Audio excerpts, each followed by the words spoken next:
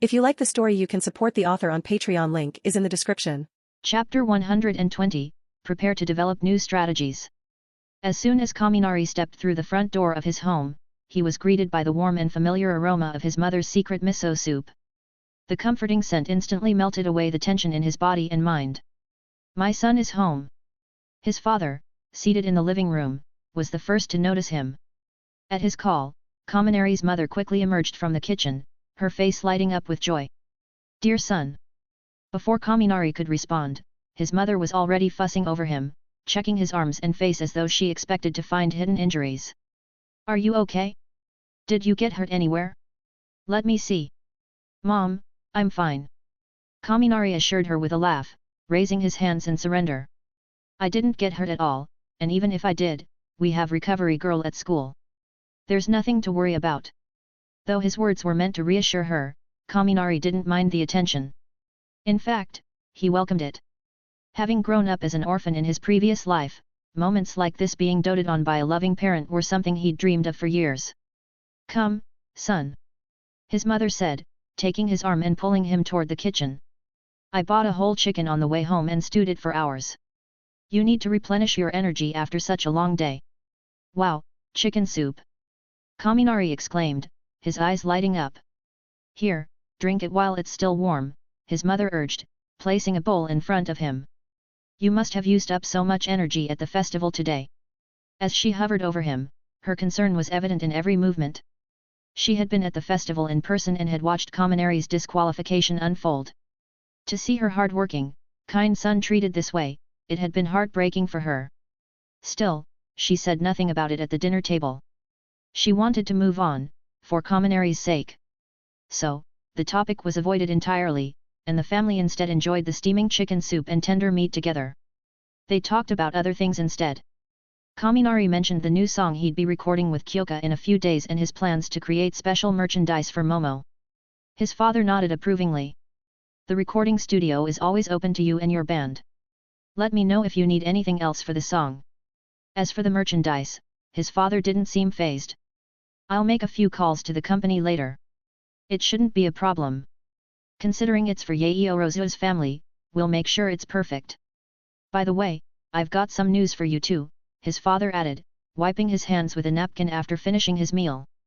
Your Twitter account just passed 300,000 followers and it's climbing fast. Twitter? Kaminari blinked, confused.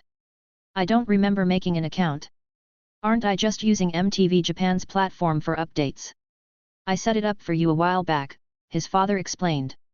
MTV is a music site, not a social network. I figured it'd be good for you to have a proper account, so I hired someone to manage it for you. Well, thanks, I guess, Kaminari said, scratching the back of his head. It wasn't something he'd thought much about, but it made sense. After dinner, Kaminari's father sent him the account credentials. Meanwhile, Kaminari's mother happily cleared the table, pleased to see her son eat so well. Kaminari, for his part, headed to his room. After a quick shower and a change of clothes, he logged onto Twitter to check things out for himself. As expected, the follower count was impressive, sitting just shy of 300,000. The comments section was overflowing, mostly with messages of support for Kaminari after the festival. Curious, he scrolled through the top comments with the most likes. A veteran of Corgi, the real winner of this year's UA Sports Festival is Kaminari Denki. I'm holding back my frustration. 41,000 likes. Mr. Okarun, the first ever contestant to be disqualified for being too strong. Is this for real? 16,000 likes. Snow Peas invited by the monkey, +1 to the above comments, but I just want to say the Braveheart song at the opening ceremony was amazing. 13,000 likes. Mechanical knife, but I need to know what's the deal between Kaminari and Jiro? Any thoughts? 5,888 likes. Kaminari chuckled at the variety of responses. Most of the comments were positive, and even the few odd ones weren't too bad. Deciding to post something himself, Kaminari typed out his first tweet. Hi everyone, it's Kaminari Denki here. Sorry for the delay in saying hello, I only just found out about this account. Thanks so much for your support and love. I've got some exciting news, my new single Blue Bird will be out next Monday on MTV Japan. Hope you'll check it out. Satisfied, he shut off the computer and climbed into bed. Despite how exhausted he was, Kaminari's internal clock woke him up before 5 in the morning, as always. He stared at the ceiling for a moment, his mind wandering. Memories from his past life and this one flashed before him in a quiet montage. For the first time, he realized just how much he'd changed since his rebirth. His days were filled with studying, training, and chasing goals he never would have dreamed of in his previous life. I'm not the same person anymore, he thought, a strange mix of emotions washing over him. An image came to mind, the old man who had changed his life. Kaminari could still see his kind smile and the wrinkles edged across his face. Who are you? He wondered. Pika Pika Pikachu. Pika Pika Pikachu. His thoughts were interrupted by the cheerful sound of his Pikachu alarm clock. It had been a while since he'd actually heard it. He was usually up before it went off. Time to get moving, he muttered, taking a deep breath before swinging his legs over the side of the bed. Today, he'd head to Omiya Park to start working on some of the ideas he'd come up with during the sports festival. As Kaminari opened the curtains, the morning sunlight spilled into his room, warm and welcoming. I need to develop a way to attack from long range without relying on external objects, he murmured to himself, determination hardening in his chest. Chapter 121, Multiple Electromagnetic Guns. At 5:30 in the morning, the crisp chill of dawn lingered in the air. Kaminari arrived at Omiya Park once again, his usual training ground. However, it was rare for him not to run into midnight. She was always earlier than him, but today she was nowhere to be seen. Thankfully, he hadn't come here for a morning jog this time. Instead, he headed straight to his secret base. The place remained unchanged. A small open clearing surrounded by cracked mounds, a sun umbrella shading a makeshift plastic table and chairs, and a Pikachu alarm clock sitting nearby, it all looked just as it did yesterday. All right, Kaminari muttered as he stood in the center of the clearing, taking a deep breath of the fresh jungle air. The coolness washed away the last remnants of his drowsiness. Godspeed, activate. As he murmured those words, a faint crackling sound echoed through the clearing. It wasn't loud, and the occasional chirping of distant birds was much more noticeable. Good, let's warm up first. Kaminari used his Godspeed technique to let the electric current stimulate his muscles, essentially massaging his body into readiness. This method of warming up was undoubtedly more efficient than jogging, and Kaminari couldn't help but appreciate the convenience it provided. Now, let's figure out what to focus on today, he thought, standing still as the gentle currents worked through his body. The first step was recalling the shortcomings from yesterday's events. During the obstacle course, I was at a disadvantage because I couldn't fly. The second and third sections really slowed me down. Compared to someone like Bakugo, I was stuck dealing with more obstacles than necessary, Kaminari mused, narrowing his eyes. Learning how to fly stably has to be one of my priorities moving forward. But he shook his head and refocused. No, what's even more important is how reliant I am on external objects. That's a huge problem. It held me back in the cavalry battle and during the one-on-one matches. I need to fix that first. Pulling a coin from his pocket, Kaminari studied it closely, lost in thought. Electromagnetic guns will always require a physical carrier. That's just the nature of the technique after all, even Misaka Mikoto couldn't bypass this limitation. His gaze sharpened. But, what if I didn't need to use my hands? He began thinking through the mechanics.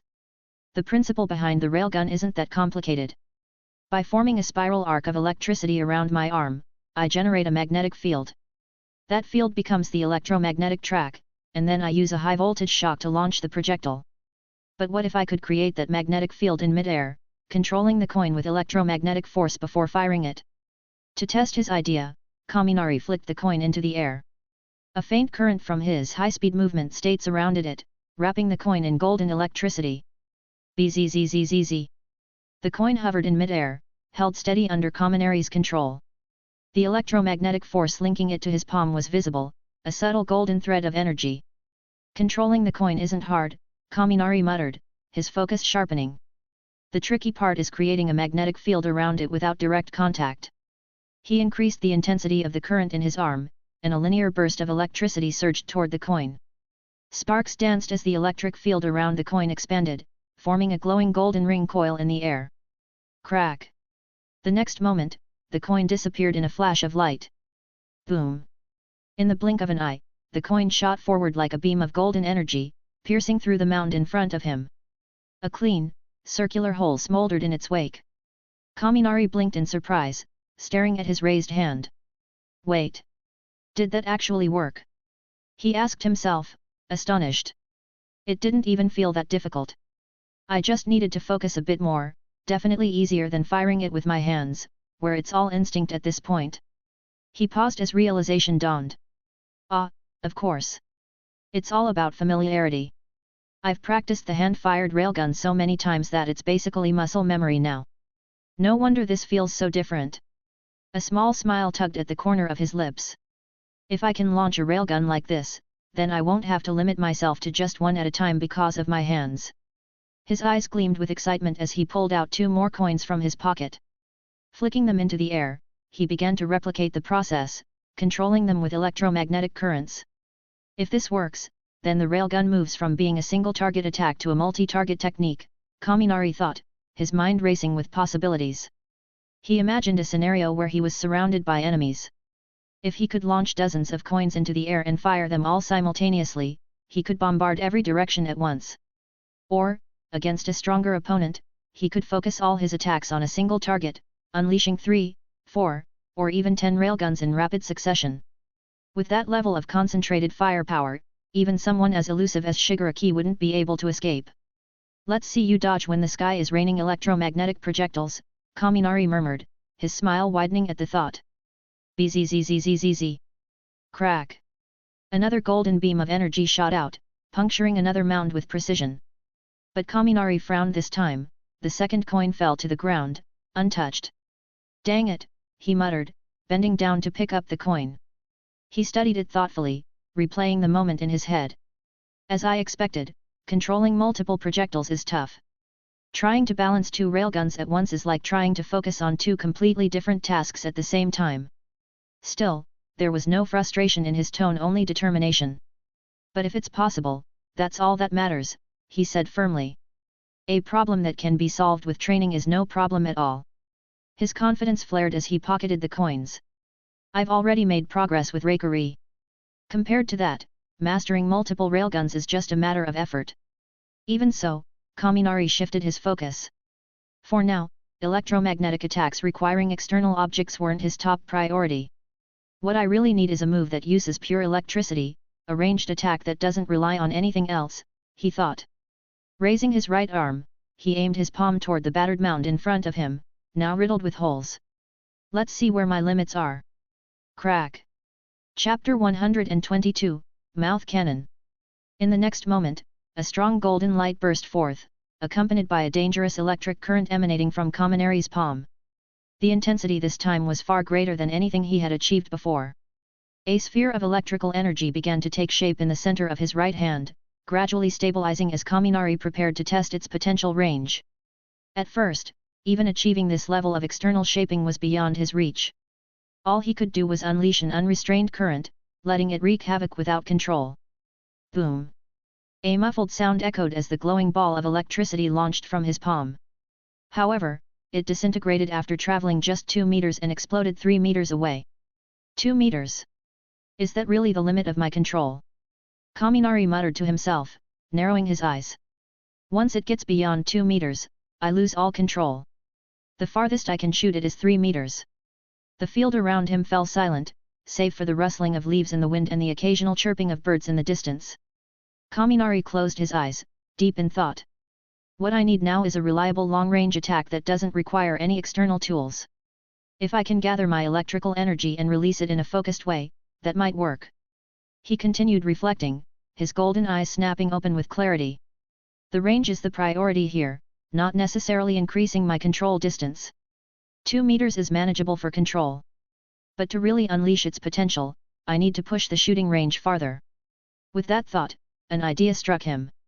His eyes lit up as he envisioned a new method to extend his attack's reach. However, he needed to test it first. Without hesitation, Kaminari took a deep, exaggerated breath, his chest expanding as if he wanted to inhale all the air around him. From the outside, there were no flashy electric effects, his body looked perfectly calm. But if someone with a quirk that granted enhanced perception were observing, they would see the electrical energy in Kaminari's body gathering in his lungs, glowing brighter and brighter with every second. Ba, ba, ba. Small arcs of golden electricity began crackling in his open mouth.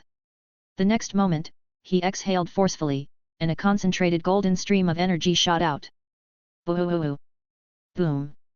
The attack collided with a mound of dirt in the distance, shattering it in a blaze of golden light. As the dust settled, Kaminari, panting slightly, stared at the scorched ground with a mixture of surprise and satisfaction. It worked. His excitement was unmistakable. Since it was difficult to control electricity outside his body over long distances, the solution seemed simple: why not condense the electrical energy internally and release it outward in one concentrated breath? It was a rough idea he'd thought about before, but now it was clear, it was entirely feasible. Ha! So this is why so many people use mouth cannon techniques. Kaminari let out a dry laugh, though it seemed directed more at himself than anything else. Of course, the people he referred to weren't ordinary individuals, they were clearly not of this world. It turns out that this might actually be the simplest way to release energy. Maybe it's even the most basic method of energy release itself, he mused, staring at the blackened ground where his attack had landed. However, as pleased as he was with the results, Kaminari also recognized the limitations of this move. The range is only about 7 or 8 meters, he muttered to himself. That was after exhaling with all his might, which left him completely out of breath. If this were a real fight, there was no way he could afford to push himself that hard without leaving an opening. Realistically, he estimated the effective range of the attack would be closer to 5 meters. Not good enough. Kaminari clenched his fists. The issue lies in lung capacity, he realized. If I remember correctly, lung capacity is influenced by factors like age, body size, respiratory muscle strength, and the elasticity of the lungs and chest. In other words, if I can strengthen my physical fitness, I can improve my lung capacity. And if my lung capacity increases, then the range of this mouth cannon will naturally improve as well. A faint smile formed on his lips. All right, let's give this another shot. Godspeed, activate. Golden electricity surged around him as he entered a heightened state, boosting his physical abilities. Here we go. Kaminari prepared to test the move again, taking a deep breath to maximize the energy buildup. Kaminari, you're here too? That's perfect. A voice suddenly interrupted him, followed by the appearance of a white-haired figure emerging from a nearby bush. Tetsu. Kaminari stopped mid-breath and turned to see his classmate, looking mildly surprised. What are you doing out here? Tetsu grinned. Hey, I've been up early for months now. How else do you think I've been working on my shave technique? He patted his chest proudly. School during the day, judo practice in the evenings, and early mornings are for training shave. That's my routine. It was a busy schedule, no doubt, but it seemed to suit Tetsu's hard-working nature.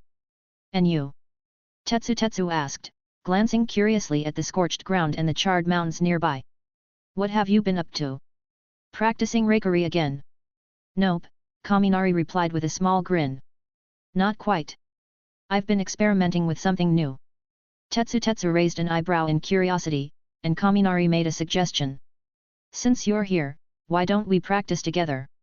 I'll attack you with my new move, and you can use shave to dodge. Sound good? That sounds awesome. Tetsu's eyes sparkled. Way more fun than training shave by myself. Then a thought struck him. Wait. You've got a long-range move now. Yeah. Kaminari nodded. I've found a way to release electricity over a distance without using tools like coins or steel balls. And I can control the direction too. Seriously? That's amazing.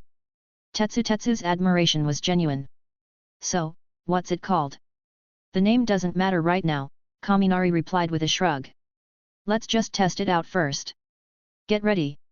With that, Kaminari activated his high-speed movement again and quickly put some distance between himself and Tetsu, stopping around 10 meters away. Here it comes. Taking a deep breath, Kaminari focused his energy, golden sparks crackling in his mouth as he prepared to unleash his new attack. Boo-hoo-hoo. The golden stream of energy shot out, arcing toward Tetsu with precision. Boom. The blast expanded into a golden dome of electricity, enveloping Tetsu entirely in the dazzling light. The explosion sent waves of electricity scattering, leaving the air thick with the smell of scorched earth. Tetsu's figure was completely swallowed by the surge of golden energy. Chapter 123, Lightning Dragon's Roar. This range, about 10 meters while using high-speed movement. If I go all out, it should extend to 15 meters, Kaminari muttered, observing the aftermath of his latest mouth cannon attack, his body still crackling with golden electricity. And if I activate the second stage of high-voltage mode, what then? As a cool breeze swept through the clearing, rustling the branches of the surrounding trees, the golden glow of Kaminari's previous attack began to fade. However, the air was still thick with the sharp, acrid smell of scorched earth. You! Why didn't you dodge? Kaminari called out to Tetsu, who stood in the middle of the blackened ground. Confusion was evident on Kaminari's face. Don't tell me you couldn't react in time with shave. To be honest, while the mouth cannon had decent speed, it was far from the lightning-fast velocity of his electromagnetic gun. He didn't think for a second that it was too fast for Tetsu to dodge. Of course not. Tetsu replied with a grin. His iron-hardened body glinted faintly under the sunlight as he inspected the residual heat clinging to his skin. I didn't feel much danger from it, so I thought I'd let it hit me to see how strong your new move is.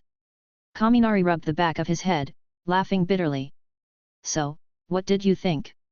Inwardly, he noted the obvious: his current output of 100,000 volts wasn't enough to affect someone as durable as Tetsu. After all, this was just a range test, not a full-powered attack. If he wanted, Kaminari could unleash all the energy in his body in one burst, potentially exceeding millions of volts. That level of power could likely incinerate even Tetsu's iron skin. Let me think, Tetsu said, scratching his stiff, white hair as he remained in his ironized form. First impression? It's definitely flashy. Almost on par with one of Bakugo's flashbangs. It completely overwhelmed my vision for a moment. He paused, gathering his thoughts. Then there's the sound. When the attack hit, it wasn't just my vision, it felt like my hearing was drowned out by the crackling of the electricity.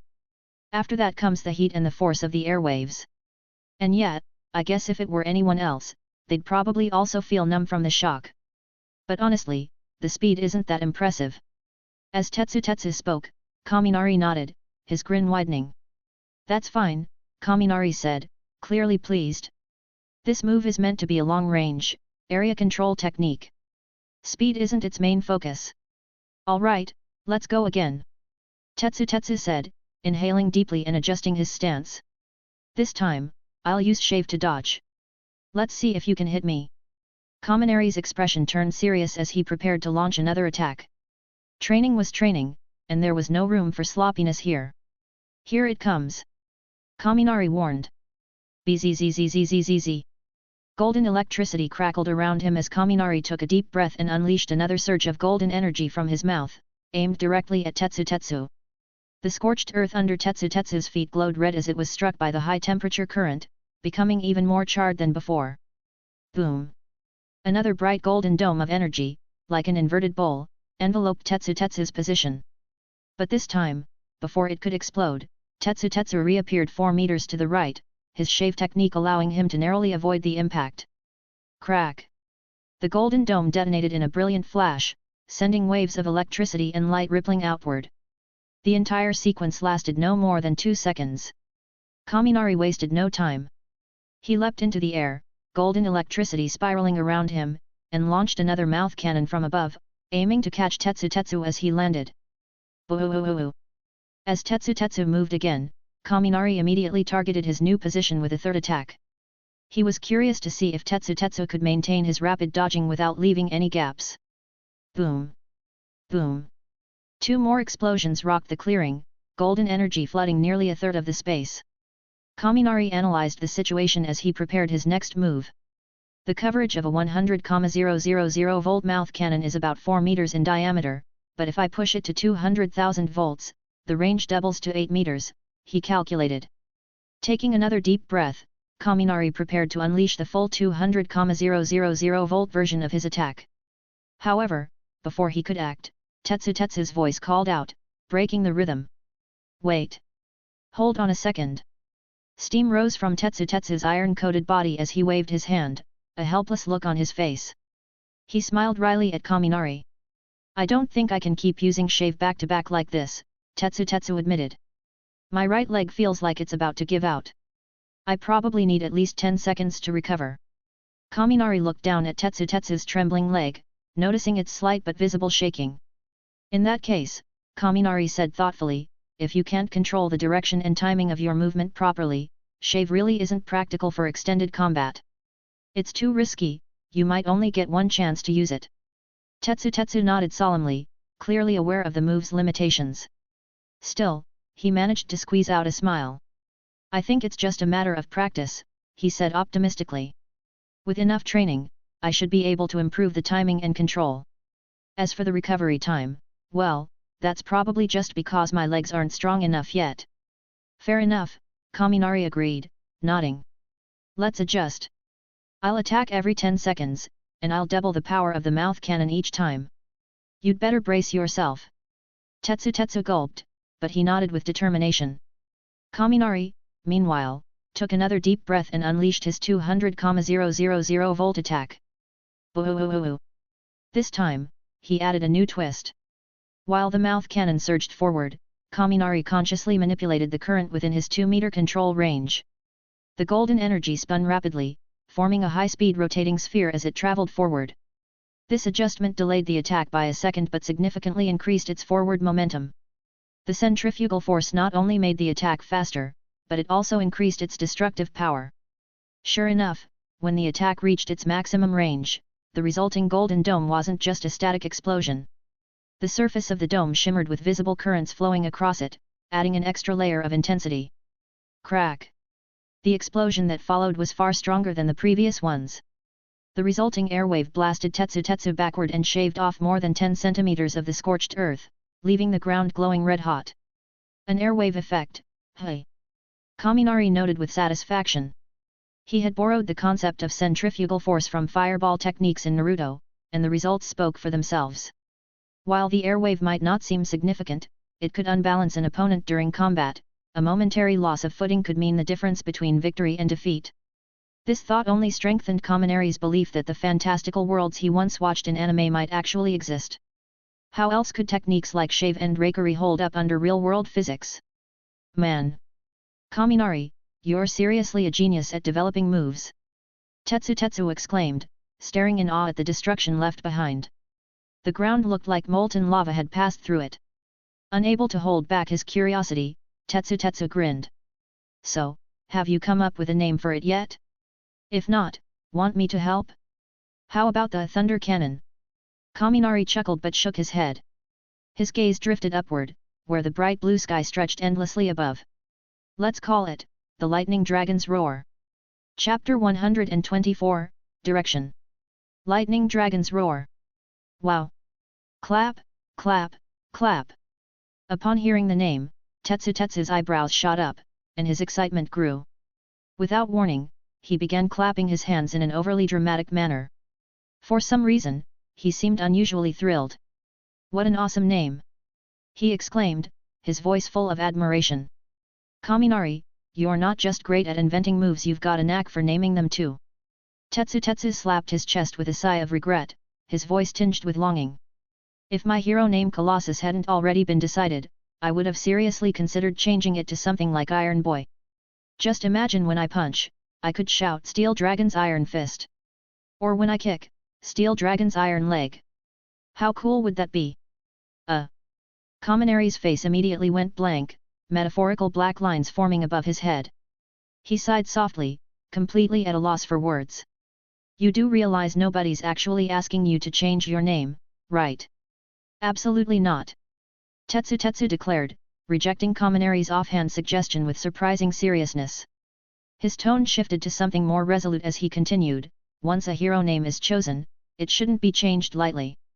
Besides, this is the name you suggested for me when we first became friends. It means a lot more to me than something like Iron Boy. Kaminari's discomfort visibly grew. He pressed his lips together, feeling more awkward by the second. Can you stop saying things that are so sentimental? Kaminari muttered, his voice filled with exasperation. Sentimental? What do you mean? Tetsu tilted his head, confused.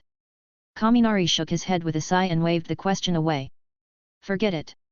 He quickly changed the subject. Are we still continuing? I'm planning to train until 8 o'clock. Besides the lightning dragon's roar, I've got a few smaller techniques I want to test out. Of course. Tetsu nodded eagerly. I actually took the whole day off with Daimon-sensei to focus on mastering shave. My goal is to turn it into a proper, reliable technique as soon as possible. Good thinking, Kaminari said, stroking his chin thoughtfully. Once you've fully mastered shave, you can start working on the next stage. Next stage? Tetsu froze for a moment, his eyes widening in surprise. There's a next stage for shave. Kaminari nodded, a calm and knowing expression on his face. Yep. The shave you're practicing now is just one of the techniques within a larger system.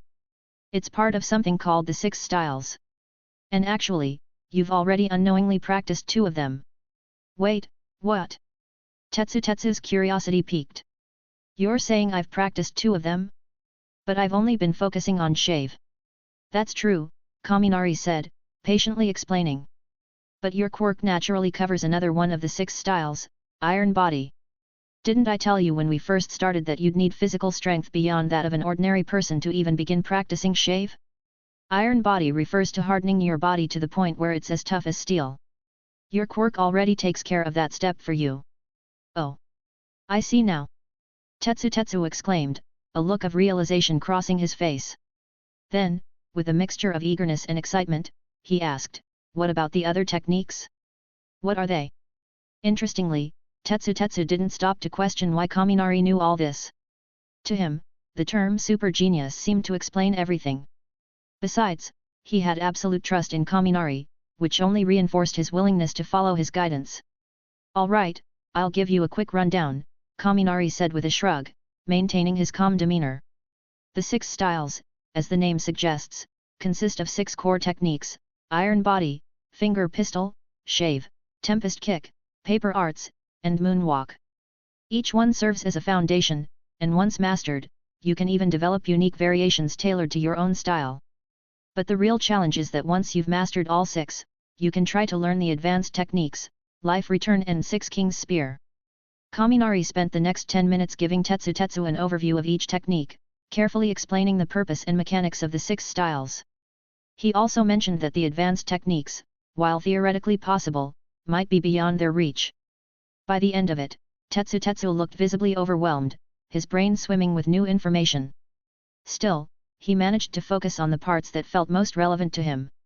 That finger pistol you mentioned, it sounds kind of like iron body, doesn't it? I mean, isn't it just poking someone with a hardened finger? He asked, holding up his index finger and waving it around. Not exactly, Kaminari said, suppressing a small laugh. Well, okay, it is about stabbing someone with your finger, but it's not as simple as it sounds. He scratched the back of his head, trying to clarify. Think of it like this, just like shave, finger pistol isn't just about strength, it's about speed. To master it, your finger needs to move as fast as a bullet. That's the real challenge. Tetsu blinked in confusion. So, I need to stab something over and over again, as fast as I can, until I reach that kind of speed. Pretty much, yeah, Kaminari replied, wiping a bead of sweat from his forehead. At least Tetsu was starting to get it. If you can really master finger pistol, you might even be able to break through Kirishima's hardened defense with just a single finger. Seriously? Tetsu's eyes lit up with excitement. That's awesome. Don't get ahead of yourself, Kaminari said with a grin. He then pointed at Tetsu's chest, his expression turning serious. Before you start worrying about finger pistol, I think you should focus on learning tempest kick. It'll help cover your lack of long-range attacks. He continued, his tone measured and thoughtful. Your quirk gives you incredible defense, judo provides grappling techniques, and shave gives you mobility. If you add tempest kick, which allows you to send slashing vacuum blades with high-speed kicks, you'll be close to an all-around fighter. If anything's missing, it's aerial mobility.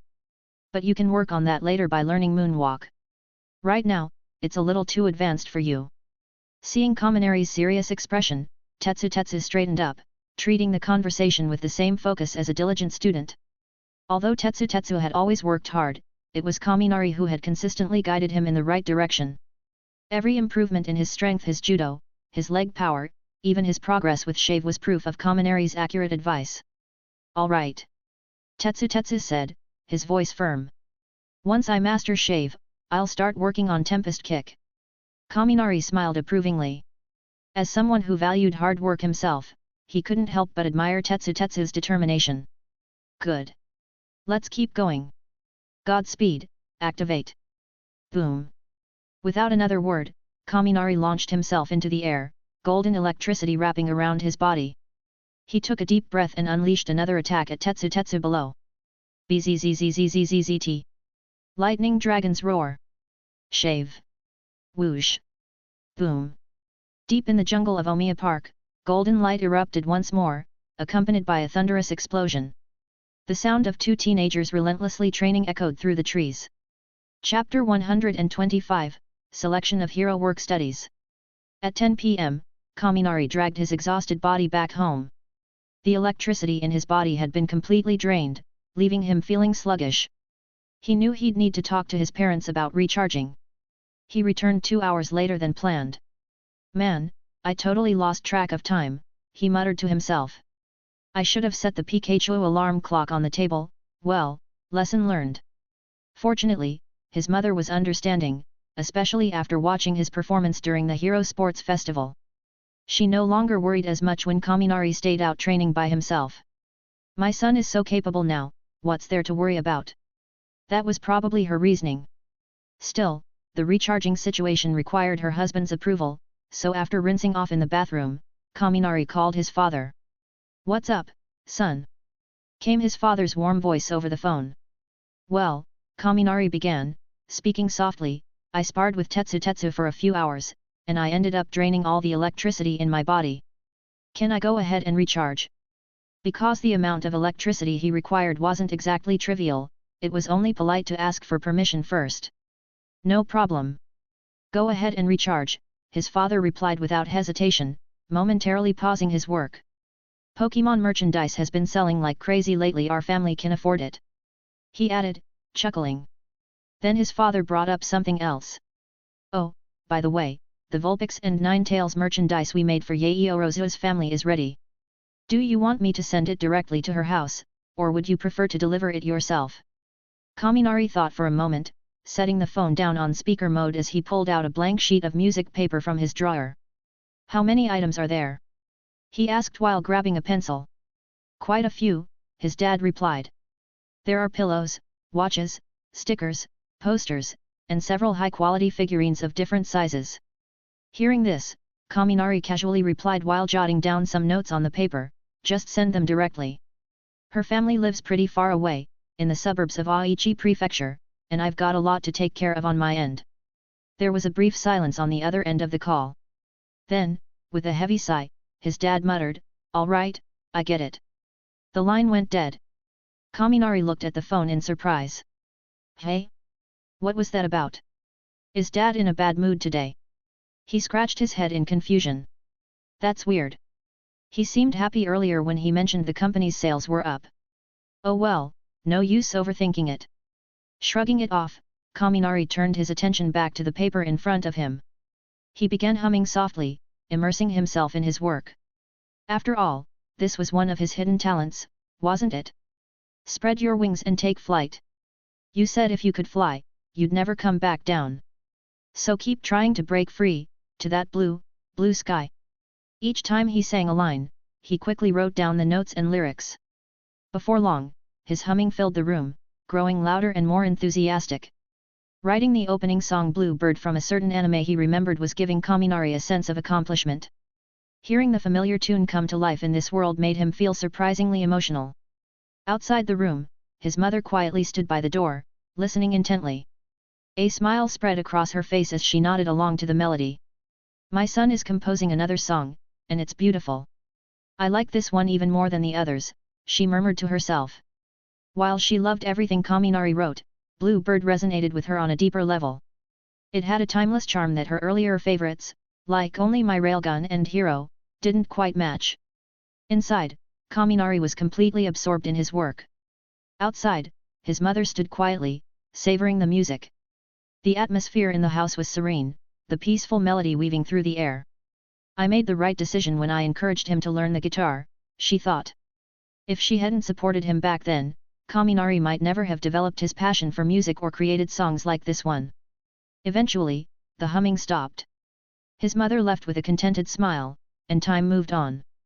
At 6 p.m., his father returned home, and the family of 3 gathered around the dining table to enjoy a hearty meal prepared by his mother.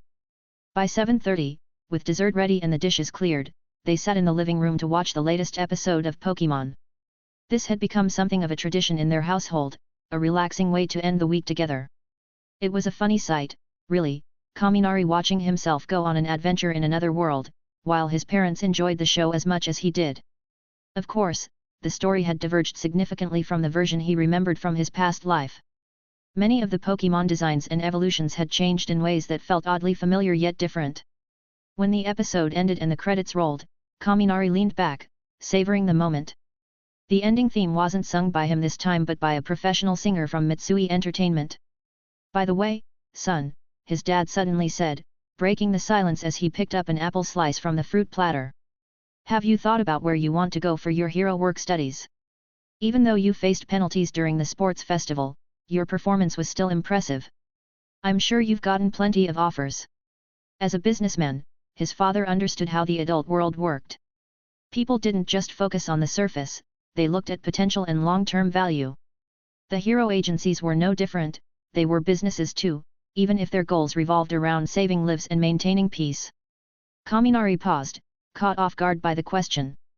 Truthfully, he hadn't given it much thought. Between training, the sports festival, and other responsibilities, it hadn't crossed his mind. "You don't have to decide right away," his dad continued. "But you should start thinking about the kind of agency you want to join. Professional heroes specialize in different areas depending on their quirks. What direction do you want to take?" Before Kaminari could answer, his mother chimed in with a worried tone. "Son, please don't choose a combat-heavy agency," she said. "The sports festival was one thing, you were only up against other students. But hero work studies is different. You could end up fighting real villains, dangerous ones." Her concern was understandable. Even though she had faith in Kaminari's abilities, the thought of him facing life-threatening situations was something no parent could bear easily. Kaminari gave her a reassuring smile. "Don't worry, Mom. I'll think it through carefully before making a decision." Chapter 126, Blue Bird. It was Sunday, and today Kaminari didn't head to his base to practice with Tetsu. He opted for a routine morning jog instead, while Tetsu went off to train on his own. By afternoon, Kaminari found himself in a recording studio. The sound engineer, Dahu, was bobbing his head to the music, thoroughly enjoying the songs playing in the background as he worked diligently. Standing behind him were Kaminari's father and the band's manager, Momo. Though less outwardly animated than Dahu, they were clearly just as impressed by the music. "You said if you could fly, you would fly far, far into that sky. And you would set your aim on the clouds all around that endless sky. The moment you break free, you'll finally find all you seek. And it's all waiting there. In that blue sky up above. In that blue sky up above. In that blue sky up above." As Kaminari sang the final line of the song, his voice trailed off as the music came to a close. He looked up, grinned, and gave Dahu an okay gesture from behind the soundproof glass. Dahu returned the gesture with equal enthusiasm, both of them letting out a synchronized sigh of relief. "Finally done." Kaminari exhaled, running a hand through his hair. Kyoka, the band's bassist, wiped her forehead dramatically, grinning. "Yet, no matter how amazing a song is, singing it a dozen times in a row will make you sick of it." Kaminari chuckled. "True. Even a masterpiece gets old after a while." Kyoka twirled her bass with a satisfied smirk. "Well, it's easier for me. I'm just playing the bass, I didn't have to sing." Kaminari's smile turned mischievous. "Don't get too comfortable. You're up next." "What?" Kyoka froze, her eyes wide. "Wait, I have to sing too." "Of course," Kaminari said, matter-of-factly. "You're the lead singer, aren't you?" "Well, yet." Kaminari smirked. "But who said there can only be one lead singer? I'm the male lead, and you're the female lead." From now on, our band's songs will have two versions, a male version and a female version. And if it suits the song, we'll do duets too. The idea had struck him back when he and Kyoka were preparing for the sports festival. He'd realized that while his own versions of the songs worked, something was missing: female vocals. Kyoka hesitated, a mix of embarrassment and excitement crossing her face. I guess that makes sense. Seeing her enthusiasm starting to grow, Kaminari nodded firmly. Don't overthink it. We'll record it a few times until you feel comfortable. I'll play the piano for you this time. Kyoka brightened at his encouragement, nodding with a small smile. All right, let's do it. Kaminari relayed the plan to Dao outside the booth, and the team prepared for another round of recording. As Kyoka settled in, Kaminari reassured her. It's normal to be nervous your first few times, but trust me, you'll get used to it. And soon enough, you'll be handling this like a pro. He added with a teasing grin, oh, and while you're at it, we should also record a female version of Railgun. Have you seen the fan comments? A lot of people are asking for it. Outside the booth, Kaminari's father was preparing to leave after spending nearly an hour in the studio. But before leaving, he pulled a card from his pocket and handed it to Momo. Uncle, what's this? She asked curiously, taking the card and noticing two lines of text on it. This is the login information for Kaminari's Twitter account, he explained with a smile. You're the band's manager, so from now on, you'll handle this. Momo blinked in surprise, her expression quickly shifting to one of gratitude. Thank you. I'll do my best.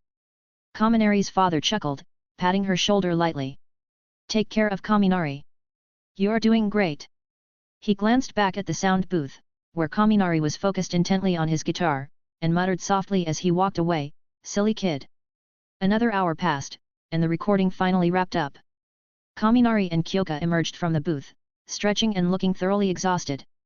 You're finally out, Momo said with a calm smile, pointing to the time on her watch. Whoa, it's almost 2 o'clock. Kaminari said, rubbing his stomach sheepishly. No wonder I'm starving. Same here, Kyoka added, her lips curling into a satisfied smile. Despite the long session, she was clearly in high spirits from the singing. That's when she noticed the unique design of Momo's watch. Nine-tails peripheral watches. Kyoka thought, realizing the design wasn't available in stores yet. She glanced down at her bare wrist, a small pang of envy flashing across her face, though she didn't say anything out loud. All right, let's grab some lunch. Kaminari announced, addressing the group. It's on me today. The three of them headed out together, making their way to a nearby shopping street lined with small restaurants. Kaminari didn't opt for anything fancy, instead choosing a modest spot called Yoshinoya and ordering 3 regular beef bowls. It was simple food, but it hit the spot. Whether it was because of the flavor or just their hunger, everyone thoroughly enjoyed the meal. Interestingly, Momo mentioned that it was her first time trying a beef bowl, which left Kaminari and Kyoka momentarily stunned. Then they quickly remembered, this was normal for someone like Momo. After finishing their meal, the three stepped outside, the sound of a small bell jingling as they left the restaurant. That was delicious, Momo said, smiling contentedly. I'll have to ask Tajima if he can make this at home. Her comment made Kaminari and Kyoka exchange amused glances. At that moment, a sleek black luxury car pulled up to the curb. A chauffeur in a pristine suit stepped out and opened the rear door. Miss Momo, the man said politely. Already?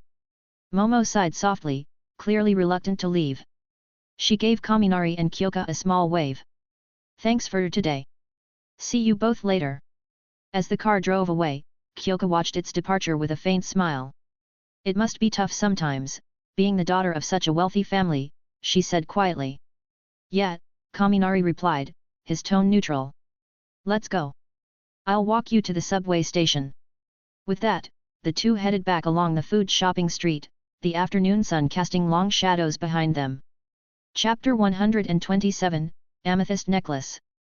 Perhaps because it was the weekend and the weather was pleasant, the streets were bustling with young couples strolling about. At the same time, the impact of the recently concluded Hero Sports Festival had started to ripple through Saitama City. Kaminari and Kyoka, walking side by side, quickly became the center of attention. Whispers and pointing fingers followed them wherever they went. Wow, am I lucky today? A young man, sporting an SLR camera around his neck, trailed behind them excitedly. Every so often, he raised his camera to discreetly snap pictures of their backs. The market was still abuzz with headlines and articles about the Hero Sports Festival, with Kaminari's name being one of the hottest topics. The man, clearly a fledgling reporter, saw this as an opportunity to strike gold. A picture of Kaminari strolling with a girl? That would sell for sure. That girl, that's Kyokujiro, right? His classmate and the bassist of the Pikachu band. Are they dating? The thought alone made the young reporter giddy with excitement.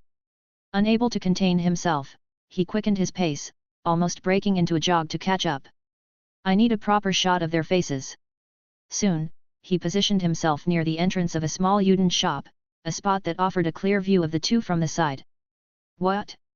You think I'll take a direct shot from the front? Ha, do I look like an idiot? Adjusting his camera, he aimed at Kaminari and Kyoka, who had stopped in front of a jewelry stall. His face lit up. This angle is perfect. Unaware of the reporter's antics, Kaminari glanced at Kyoka, who was inspecting a necklace.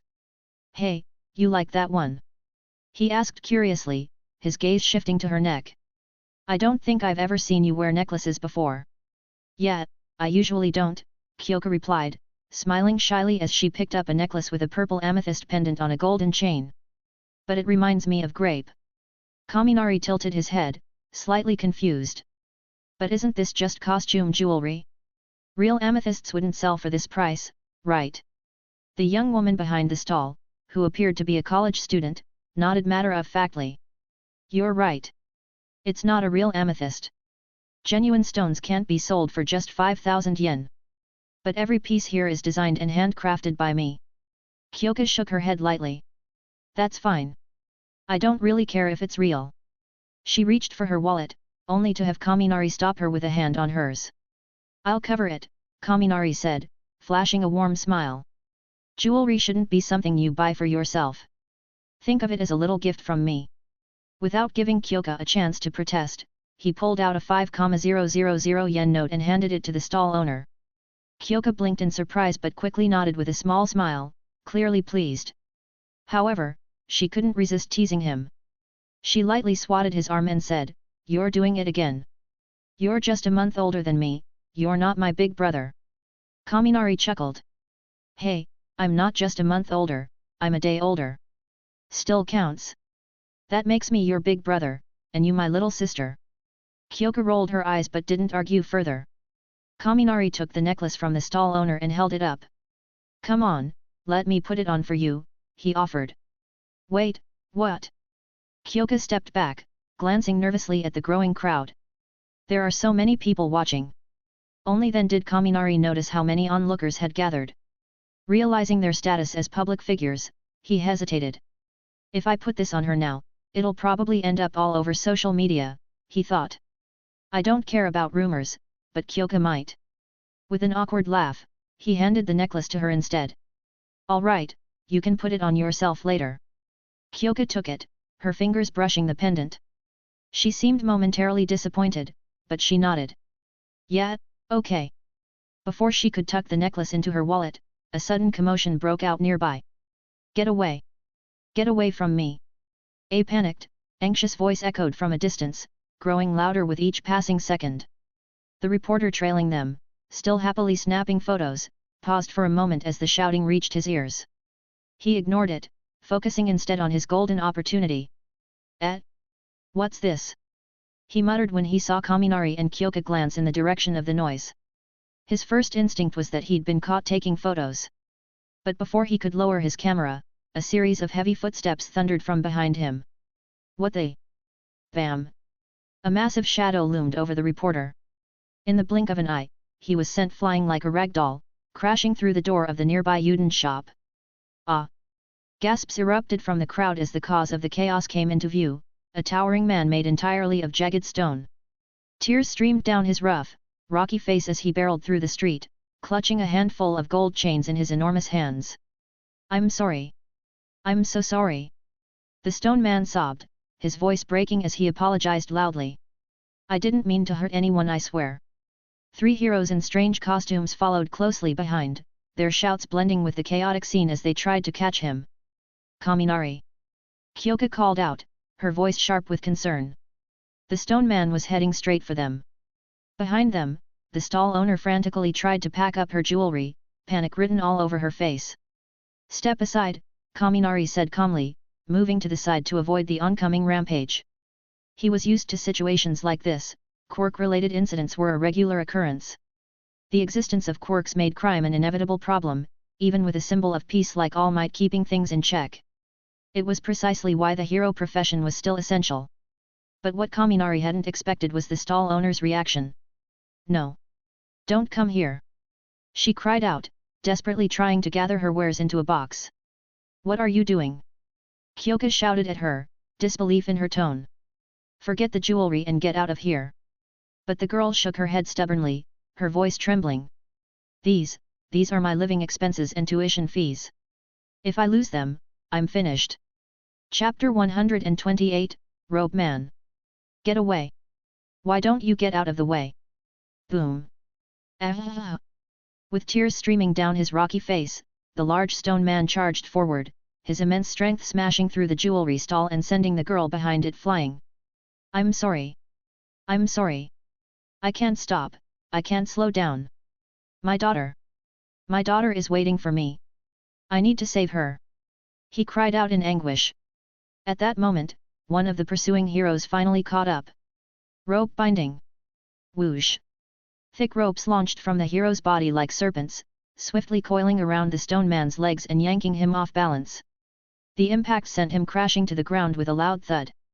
The ropes didn't stop there, continuing to twist and wrap around the stone man's entire body until he was completely immobilized, resembling a giant, rocky mummy. Boom! Boom! Boom! The remaining two heroes caught up moments later, surrounding the restrained stone man. Scattered across the ground were broken jewelry pieces, glinting under the sunlight. "Everyone, please step back. We'll handle the situation," the rope hero called out to the crowd. Turning to one of his partners, he gave an order. "Contact the police and have them come to pick him up." "Understood." Watching from the side, Kaminari narrowed his eyes thoughtfully. "Ah, looks like they're from a pro-hero office," he muttered.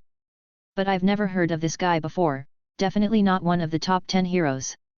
That wasn't surprising. Aside from his teachers and the top-ranking heroes, Kaminari wasn't too familiar with others in the field. Not that it mattered, someone nearby always seemed eager to share information. "It's the rope hero, Rope Man," a man with glasses announced proudly to his girlfriend. "And the one next to him is his partner, Phantom. Not sure about the third one, maybe he's new." Kaminari's thoughts shifted as his eyes landed on the jewelry stall girl who had been knocked over earlier. She was lying on the ground, unconscious and worryingly still. Something about the scene made his stomach churn.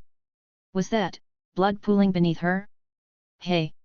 Kaminari started to speak, intending to alert the heroes, but before he could, the stone man on the ground began to move. Let me go!" the stone man bellowed, his voice filled with rage and desperation. The crowd instinctively backed away, fear etched on their faces. "Tch!" Rope Man sneered, clearly unimpressed. "No one's ever broken free from my alloy ropes before. Stop struggling!" Crack! The sound of splitting fibers cut through the air, wiping the smirk off Rope Man's face. "Impossible!" he shouted, wide-eyed. Roar! With a deafening yell, the stone man flexed his powerful body, shattering the ropes binding him as if they were nothing more than paper. "My daughter is waiting for me!"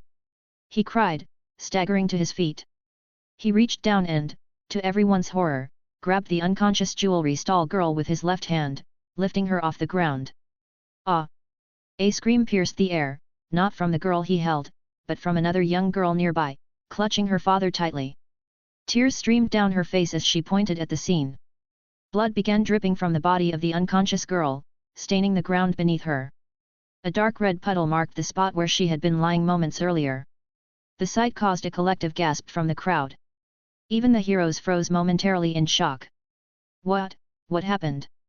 the stone man stammered, staring at the blood trickling down his captive's body. His face twisted in disbelief. "I just bumped her. How is there so much blood?" "It's the jewelry," Kaminari said quietly, his tone grim. His sharp eyes caught the shards of crystal-like fragments glinting in the bloody puddle. You smashed the jewelry stall first, then knocked her down with too much force. The shards must have cut her when she hit the ground. The realization settled over the crowd like a heavy blanket. The girl had been critically injured by the very merchandise she was trying to protect. Let her go. Rope Man barked, his voice more urgent now. She needs immediate medical attention. Ah? Yes, yes, I'll let her go. The stone man's hands trembled, but then he froze, his expression hardening. No. I can't let her go. The crowd gasped again, murmurs spreading like wildfire. I won't hurt her, I'll take her to the hospital myself. The stone man declared, his voice frantic. Don't try to stop me. Impossible. Rope Man snapped. His expression hardened as he raised his ropes again. You're a criminal. There's no way we can let you leave. I know I broke the law. The stone man shouted, his voice cracking under the weight of his emotions. But I need this money for my daughter's surgery. Please, just let me save her. Tears streamed down his face as he cried, I've tried everything. I begged the doctors, I pleaded with the police, I even went to the rich neighborhoods to ask for help. No one would lend me the money, no one.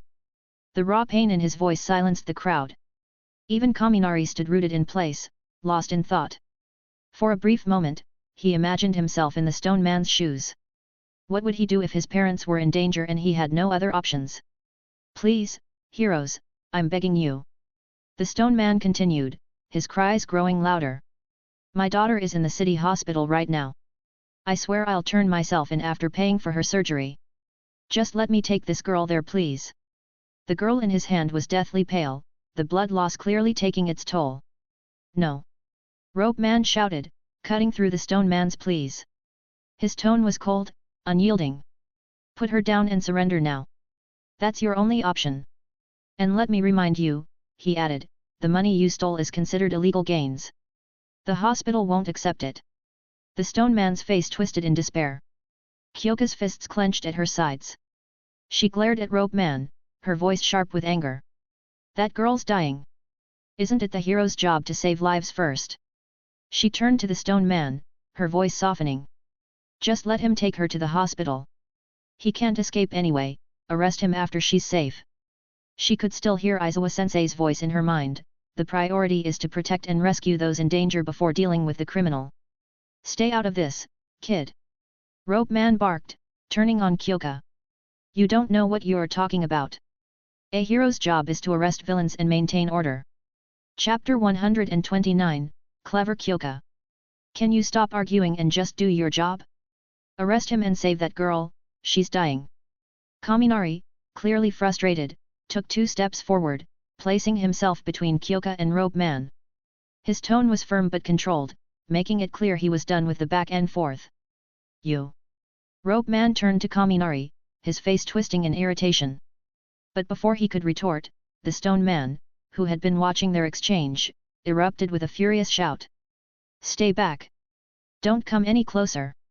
If any of you try to stop me, I'll strangle her! The stone man's face was a mask of desperation, his massive hands trembling as they gripped the unconscious girl. His frantic gaze darted between the heroes, his resolve slowly cracking under the weight of his own guilt and despair. Damn it! Rope Man's expression darkened. He wanted to act, to subdue the stone man and save the hostage, but he hesitated. His ropes weren't fast enough to stop the man before he could harm the girl. Kaminari's fists clenched tightly by his sides. This wasn't like the time he'd rescued the elderly man. This wasn't a simple save, it required him to directly attack someone. And with so many people watching, some of whom clearly recognized him, he knew that every action he took would be under heavy scrutiny. The repercussions of his decisions wouldn't be the same as for an ordinary person. A misstep could tarnish his reputation as a rising hero. Kaminari, look! Kyoka's voice snapped him out of his thoughts. She raised her phone, the screen glowing with a live video call. Midnight Sensei! Kaminari exclaimed when he saw the familiar figure on the display. Midnight appeared to be rushing somewhere, her surroundings a blur of movement. Kaminari Denki! Kyoka had turned the volume all the way up, so everyone present, heroes, civilians, and even the stone man could hear the conversation. In the name of the pro-hero Midnight, I hereby authorize you to use your quirk in this situation. Her voice was clear and commanding, leaving no room for hesitation. Repeat, I, Midnight, as a pro-hero, authorize you to engage in combat to save the hostage. Save her immediately, she doesn't have much time. The moment Midnight's declaration ended, Kaminari felt the weight on his shoulders lighten. A small smile tugged at the corners of his lips as he glanced at Kyoka, who was holding up the phone with a determined expression. Good work, Kyoka. You're connected to Midnight Senpai. Rope Man stammered in disbelief, his confidence wavering. The younger hero standing beside him, who seemed fresh out of an ordinary university's hero program, leaned in and whispered, Midnight is a hero course teacher. That means, he's a UA student. The crowd, many of whom had already recognized Kaminari, began murmuring excitedly. Tap, tap, tap. Ignoring the growing whispers, Kaminari reached out to gently pat Kyoka's head before stepping forward. His expression was unreadable, his movements calm but deliberate. Stay back. This is your final warning. If you come any closer, I'll crush her. The stone man shouted, his voice thick with desperation. To emphasize his threat, he began to tighten his grip around the girl's neck. The sight made Rope Man pale, his panic evident as he tried to intervene. Wait. Don't do anything rash. Crack.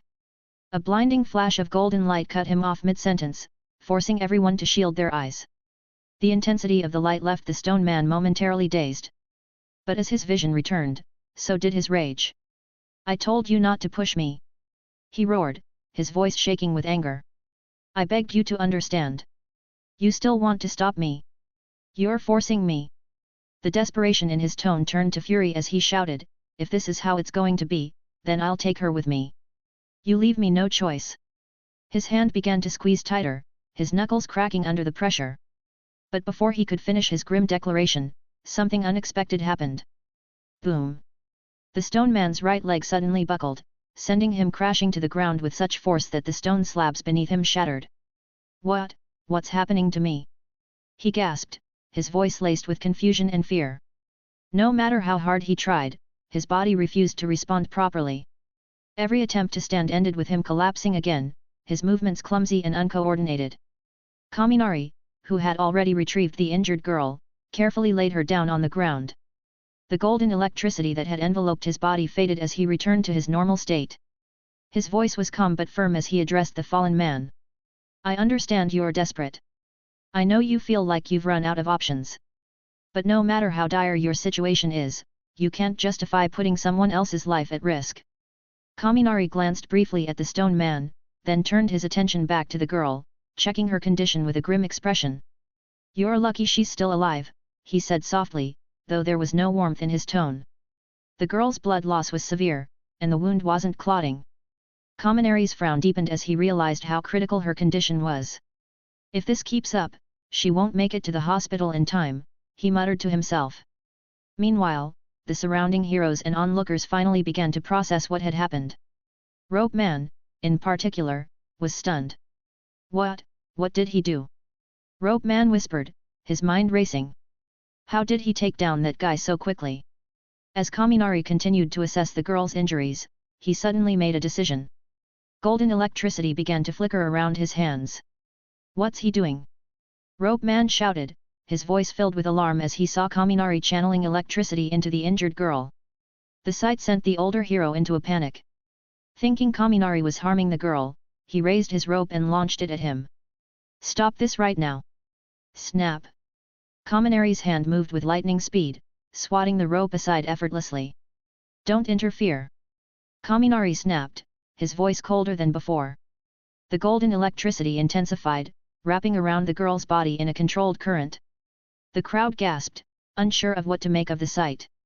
Relax! Kyoka shouted, stepping forward to address the onlookers. Kaminari's using his electricity to stimulate her body. It's a temporary boost to help her hold on until we get her proper treatment. The explanation seemed to calm the murmuring crowd, but Rope Man, now sprawled on the ground from the shock of Kaminari's counter, looked both humiliated and furious. You could have told me that earlier. He groaned, twitching slightly as residual sparks danced along his body. Kaminari ignored him entirely, his focus locked on saving the girl's life. Chapter 130, Heroes and Villains. As expected, after using his electricity to stimulate her body, the unconscious girl's complexion began to improve slightly. However, the wound on her side continued to bleed heavily. Kyoka. Bandage her up. We can't let her keep bleeding. Kyoka nodded and hurried over. But as she knelt beside the girl, she looked at her empty hands, her face scrunching with frustration. What should I use to bandage her?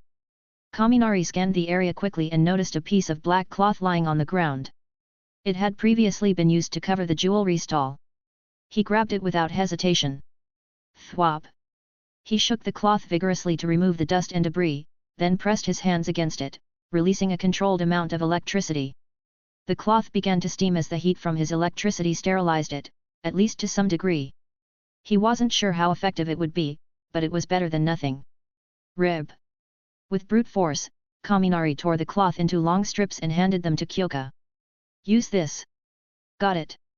Kyoka's expression was serious as she crouched next to the injured girl and began bandaging her wound. She moved quickly and confidently, her hands steady. Basic first aid techniques were part of their hero training, and it was clear she remembered them well. Meanwhile, Kaminari turned his attention to the stone man, who was still struggling to regain control of his body. The man's glare was fierce, his eyes filled with anger and frustration. You said your daughter is in the city hospital, right? Kaminari asked, his voice calm but direct. What's her name? How old is she? The stone man's eyes widened, and his demeanor changed instantly. His expression twisted into one of desperation as he shouted, What are you trying to do? This has nothing to do with her. Kaminari sighed, realizing there was no reasoning with him in this state. Without another word, he stepped forward and slammed his fist into the man's face, his knuckles sparking with electricity. Crack! Boom! The impact sent the stone man sprawling back onto the ground. Calmed down now? Kaminari asked flatly, staring down at the man who lay groaning at his feet. Then shut up and listen. He crouched down slightly, his tone softening just enough to convey sincerity. You're not going anywhere near the hospital, not today. But if your daughter really is in critical condition, I can go check on her. If there's anything I can do to help, I will. The stone man's lips curled into a bitter sneer. Help? You? A hypocritical hero. He spat, his voice thick with venom. I've seen what people like you are really like. I'd rather my daughter die than let her fall into your hands. His voice cracked, and his sneer turned into a grimace. If I can't save her myself, then what's the point? I'll follow her to the next world. At least we'll be free from this cruel place together. Kaminari stared at the man in silence for a moment, his expression unreadable. He could see it now, this wasn't just desperation. This was someone who had completely given up on society, on the world itself. It wasn't just sad, it was devastating. Kaminari. Kyoka. The voice of Midnight rang out, cutting through the tense atmosphere. The pro-hero arrived in a police car, with two others pulling up right behind her. She stepped out, scanning the scene quickly. Her gaze landed on Robe Man, who was still lying on the ground, and her brow furrowed in confusion. Wait, did this villain take him down? She muttered under her breath, surprised that someone with Robe Man's reputation had been subdued so easily. Actually, no. The younger hero who had been accompanying Robe Man stepped forward, eager to explain. He spoke quickly, glancing nervously between Midnight and Kaminari. Ah, I see, Midnight said after hearing the full story. She turned to Kaminari, her expression unreadable, and then to Kyoka, who was still tending to the injured girl. Finally, her gaze fell on the unconscious Robe Man. Good work, Kaminari, she said firmly, nodding in approval. You made the right call prioritizing the injured. Kaminari met her gaze and gave a small nod in return. Midnight's tone turned sharper as she addressed the situation further. In my name, Kaminari has the authority to act. If anyone has a problem with how he handled this, they can take it up with me. Her words left no room for argument. Sensei, Kaminari said, gesturing toward the stone man, who was now restrained by two police officers with special handcuffs. He says he has a daughter in the city hospital who needs emergency surgery. That's why he resorted to stealing the jewelry. He couldn't afford the operation. The stone man flinched, his body going stiff as the officers began to lead him away. Hearing this, Midnight turned her full attention to him. What's your daughter's name? She asked, her voice calm but firm. The man hesitated, his lips pressing into a tight line. His distrust was palpable, but Midnight didn't push him. She simply waited, letting the weight of his silence hang in the air. Finally, he broke. Yume, he whispered hoarsely. Her name is Yume. She's in room 605 at the city hospital. Please, please save her. Yume. Midnight repeated, her brow furrowing. What's her last name? The stone man shook his head, his voice trembling. She doesn't have one. I found her in a garbage dump 5 years ago. I named her Yume because I wanted her to have a future, a name she could grow into. He lowered his head, his voice cracking. I didn't think, someone like me, someone with no home, no future, should give her my name. It wouldn't mean anything. The silence that followed was deafening. Kaminari, Kyoka, Midnight, the police, everyone stood frozen, processing what they had just heard. This man, this so-called villain, had risked everything, not for himself, but for a child he had no blood relation to. The weight of his words pressed down on Kaminari like a boulder. A single thought echoed in his mind, every villain is a hero in their own story. He didn't regret taking action against the man, but... He exhaled deeply, his voice quiet as he spoke. I'll go check on her. Chapter 131, Missing Yume. Finally, under the watchful eyes and murmurs of countless onlookers, the burly man was shoved into a police car by the officers, the vehicle disappearing down the road as everyone looked on. As for Kaminari, Kyoka, Midnight, and the others, they accompanied the severely injured reporter and the young girl, who had lost a lot of blood, to Saitama Municipal General Hospital via a late arriving ambulance. They hadn't needed to follow along, but Kaminari insisted on seeing the girl through her hospitalization. The others decided to tag along without protest. When they reached the hospital, the doctors and nurses, who had been waiting anxiously at the emergency entrance, rushed to the ambulance as soon as the doors swung open. They quickly helped move the injured onto hospital beds. Fortunately, the girl's condition had stabilized somewhat. Thanks to the emergency doctor's timely intervention, a blood transfusion had been administered en route. The reporter, however, wasn't as lucky. With multiple fractures and a destroyed SLR camera, his situation could only be described as unfortunate. That man mentioned room 605, right? Kyoka tilted her head slightly, her tone curious. Yeah, that's what he said. It should be on the 6th floor, Kaminari replied with a nod. Just then, Midnight, walking alongside them, suddenly asked, so, what exactly are you planning to say when you see her? Kaminari froze at the question, falling silent. Yeah, what am I supposed to say? He muttered under his breath. What could I possibly tell her? That I've taken away her only pillar of support. Ding! The elevator arrived with a chime, the doors sliding open. But Kaminari didn't move. Neither Midnight nor Kyoka urged him forward. They simply stood by silently, waiting. The elevator doors slowly slid shut again, but just before they could fully close, a slender hand stopped them. There's no point in overthinking it, Kaminari said suddenly, his voice firmer now. I'll tell her the truth. All of it. And I'll let her know that she had a good father. Resolute now, he stepped into the elevator. Midnight and Kyoka exchanged a quick glance before following him inside with soft smiles. 1, 2, 3. The elevator ascended, the chimes marking the passing floors. 4, 5, 6. Ding! The doors opened once more. Kaminari and the others stepped out, glancing down the hallways to their left and right before heading toward the left, where room 605 was located. Here goes. Kaminari took a deep breath in front of the ward's door, his hand hesitating briefly before pushing it open. Whoosh! Hey! But the scene inside wasn't at all what Kaminari had expected. The small 5-year-old girl was nowhere to be found. Instead, the window was wide open, and the cool afternoon breeze swept freely into the empty room. Where is she? Midnight strode toward the hospital bed, scanning the business card attached to it. Her frown deepened as she took in the surroundings. This is her room, it's got her name on it. Kyoka's right. She quickly approached the open window.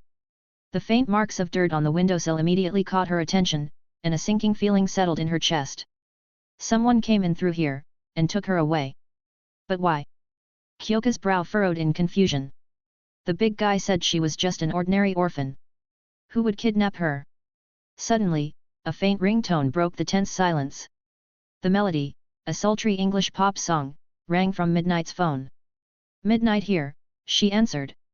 Kaminari and Kyoka exchanged uneasy glances, waiting as Midnight's expression shifted to one of shock. "Midnight. There's been an incident." A frantic voice roared through the speaker. "The police car transporting the stone man was attacked. All officers and the prisoner have been killed." "What?" Midnight's eyes widened in disbelief, her voice sharp with alarm. Kaminari and Kyoka froze, the color draining from their faces. Meanwhile, chaos erupted on a highway outside Saitama City. A police car lay overturned on the side of the road, flames licking at its mangled frame. Smoke and fire blurred the scene, painting a grim picture of destruction. Far above the carnage, on the rooftop of a nearby building, a tall figure stood watching the inferno below. His voice was low as he murmured to himself, "Don't worry. I'll take good care of your daughter." The man's eyes glinted with satisfaction as he gazed into the distance. "I came here intending to meet that boy, but it seems I've stumbled upon an even greater treasure." "Boss." A shadowy figure, draped in a black robe, emerged from behind him, holding an unconscious young girl in his arms. "Oh? You're back," the tall man said, turning to inspect the child. His gaze lingered, and his lips curved into an unsettling smile. "Interesting," he mused. "This child. Even after everything, she still holds on to a spark. From despair to hope, only to be plunged into despair again. Such fertile ground for hatred to bloom." He crouched slightly, brushing a strand of hair from the girl's face. Unlike Tomura Shigaraki, who was born twisted from the start, this girl's hatred is pure. A flower born of both despair and shattered hope. To him, Yume or Tomomi, as she was called, was an exceptional find. He believed that under his guidance, she could grow into something extraordinary. "But first," he muttered, "let's test her quirk. If it's inadequate, well, I can always replace it with something more useful." He straightened, his gaze shifting toward the direction of Saitama Municipal General Hospital. "And as for you, Kaminari Denki, you've given me far more surprises than I ever expected." After witnessing Kaminari's battle with Todoroki Shoto, the man had delved into the boy's background, uncovering every detail he could. From his entrance exam to his training sessions, Kaminari's actions had been thoroughly scrutinized. Particularly, the psychological tactics Kaminari had employed against Todoroki in their first combat exercise stood out, marking him as someone with exceptional potential. "A genius walking a razor-thin line," the man said softly. "One misstep to the left or right, and he'll plunge into the abyss. Unless..." He smirked. "Unless he keeps moving forward, unwavering." Today, the man had come to Saitama City intending to meet Kaminari face to face. Not to capture him, of course, merely to give him a little push. He wanted to see how far Kaminari could walk on that narrow path before finally falling. And when he did, the man planned to be there, waiting to catch him. Though, if the opportunity arose, he wouldn't mind shaking that precarious bridge himself. "It seems our meeting will have to wait, Kaminari-kun. But don't worry." His gaze fell back to the girl in his subordinate's arms. "As for Tomomi-chan, you'll see her again." His smile grew darker. "I just wonder, will it be as a partner? Or as an enemy?" Chapter 132, The Single Plank Bridge. How could this happen? Kaminari, Kyoka, and Midnight stared in shock at the grotesque remains of the man who had once been the stone man, now reduced to scattered, blackened chunks of molten rock on the cement highway. He was alive not even half an hour ago, and now this. The sight was hard to process. What was left of the man barely resembled anything human anymore, just steaming fragments of stone and ash littering the ground. But why? Why would someone attack him? Kaminari muttered, struggling to make sense of it all. He was just a homeless man. Even if someone hated him enough to kill him, why would they go this far? Kyoka stood quietly beside him, her expression heavy with sadness. "It's so cruel," she murmured. "For both him and his daughter, it's like fate never gave them a chance." "Any leads?" Midnight, her face uncharacteristically grim, turned to question a police officer standing nearby. "None so far," the officer replied in frustration, shaking his head. "We checked the dashcam from the trailing car, but all we could see was some kind of invisible shockwave. It wiped out the police car in an instant. Then, the vehicle exploded." "Show me the footage," Midnight demanded immediately. understood. The officer gave a quick nod and signaled to a subordinate, who brought over a laptop. Midnight leaned in to review the video. That kind of power. Her pupils narrowed as she watched the scene unfold. Even without seeing the perpetrator, the sheer destructive force of the shockwave was undeniable. As a veteran pro-hero, she could estimate just how devastating that level of attack was. A villain capable of this, and they're in Saitama City. Her heart sank. This wasn't a case of petty crime or random violence. This was the work of someone or something far more dangerous. We need to escalate this, she said sharply, turning back to the officer. Send this footage to the Hero Public Safety Commission immediately. This is above our pay grade. Then, she turned to Kaminari and Kyoka, who had been silently watching from behind. Midnight's expression softened slightly, though her tone remained firm. Your part in this is over, she said. Go home. And don't forget you're expected to be at school tomorrow, business as usual. Kaminari and Kyoka exchanged glances. Midnight wasn't just being stern, she was worried about them. And given the scale of what they'd just seen, her concern was understandable. All right, Kaminari said, nodding. Got it, Kyoka added. Though Kaminari felt an ache of regret over the stone man's tragic death and Tomomi's disappearance, he knew there was nothing more he could do right now. He wasn't about to recklessly chase after villains, especially ones capable of wiping out police cars with a single attack. Even so, the frustration lingered. He'd done everything he could, but the helplessness of the situation gnawed at him. 20 minutes later, Kaminari and Kyoka stood at the entrance to the subway station closest to the highway. This time, perhaps because of the events weighing on his mind, Kaminari didn't hesitate to follow Kyoka into the station. He stayed until her Shinkansen arrived, watching as she boarded and waved goodbye through the window. Once her train disappeared into the distance, Kaminari turned and left, walking back toward his apartment. As he made his way home, the day's events replayed in Kaminari's mind, a tangled mess of unanswered questions. The whole thing, it's too strange, he thought.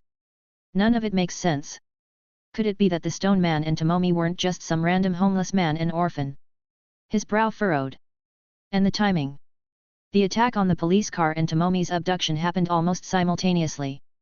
That means this wasn't the work of just one villain, but a whole group. A team strong enough to pull off both crimes without leaving any obvious traces. He considered the level of skill involved. Whoever attacked the police car must have had overwhelming power.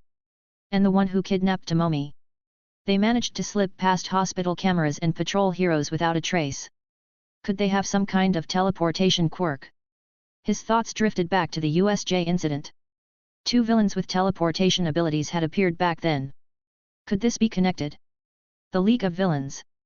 Kaminari murmured, stopping in his tracks. He had arrived outside his apartment building. Looking up, he saw the soft glow of the lights in his window. It's not just a coincidence, he thought grimly. If I keep moving forward, I'll inevitably cross paths with these people again. Clenching his fists, Kaminari made a silent vow. I need to get stronger. Stronger in every possible way. Only then can I protect myself and the people I care about. The speculations of both Nizu and All for One are correct. As someone from another world, Kaminari had no innate respect for the rules and norms of this one. Hero society, its systems and its ideals, none of it truly resonated with him. But what kept him grounded was the life he had built here.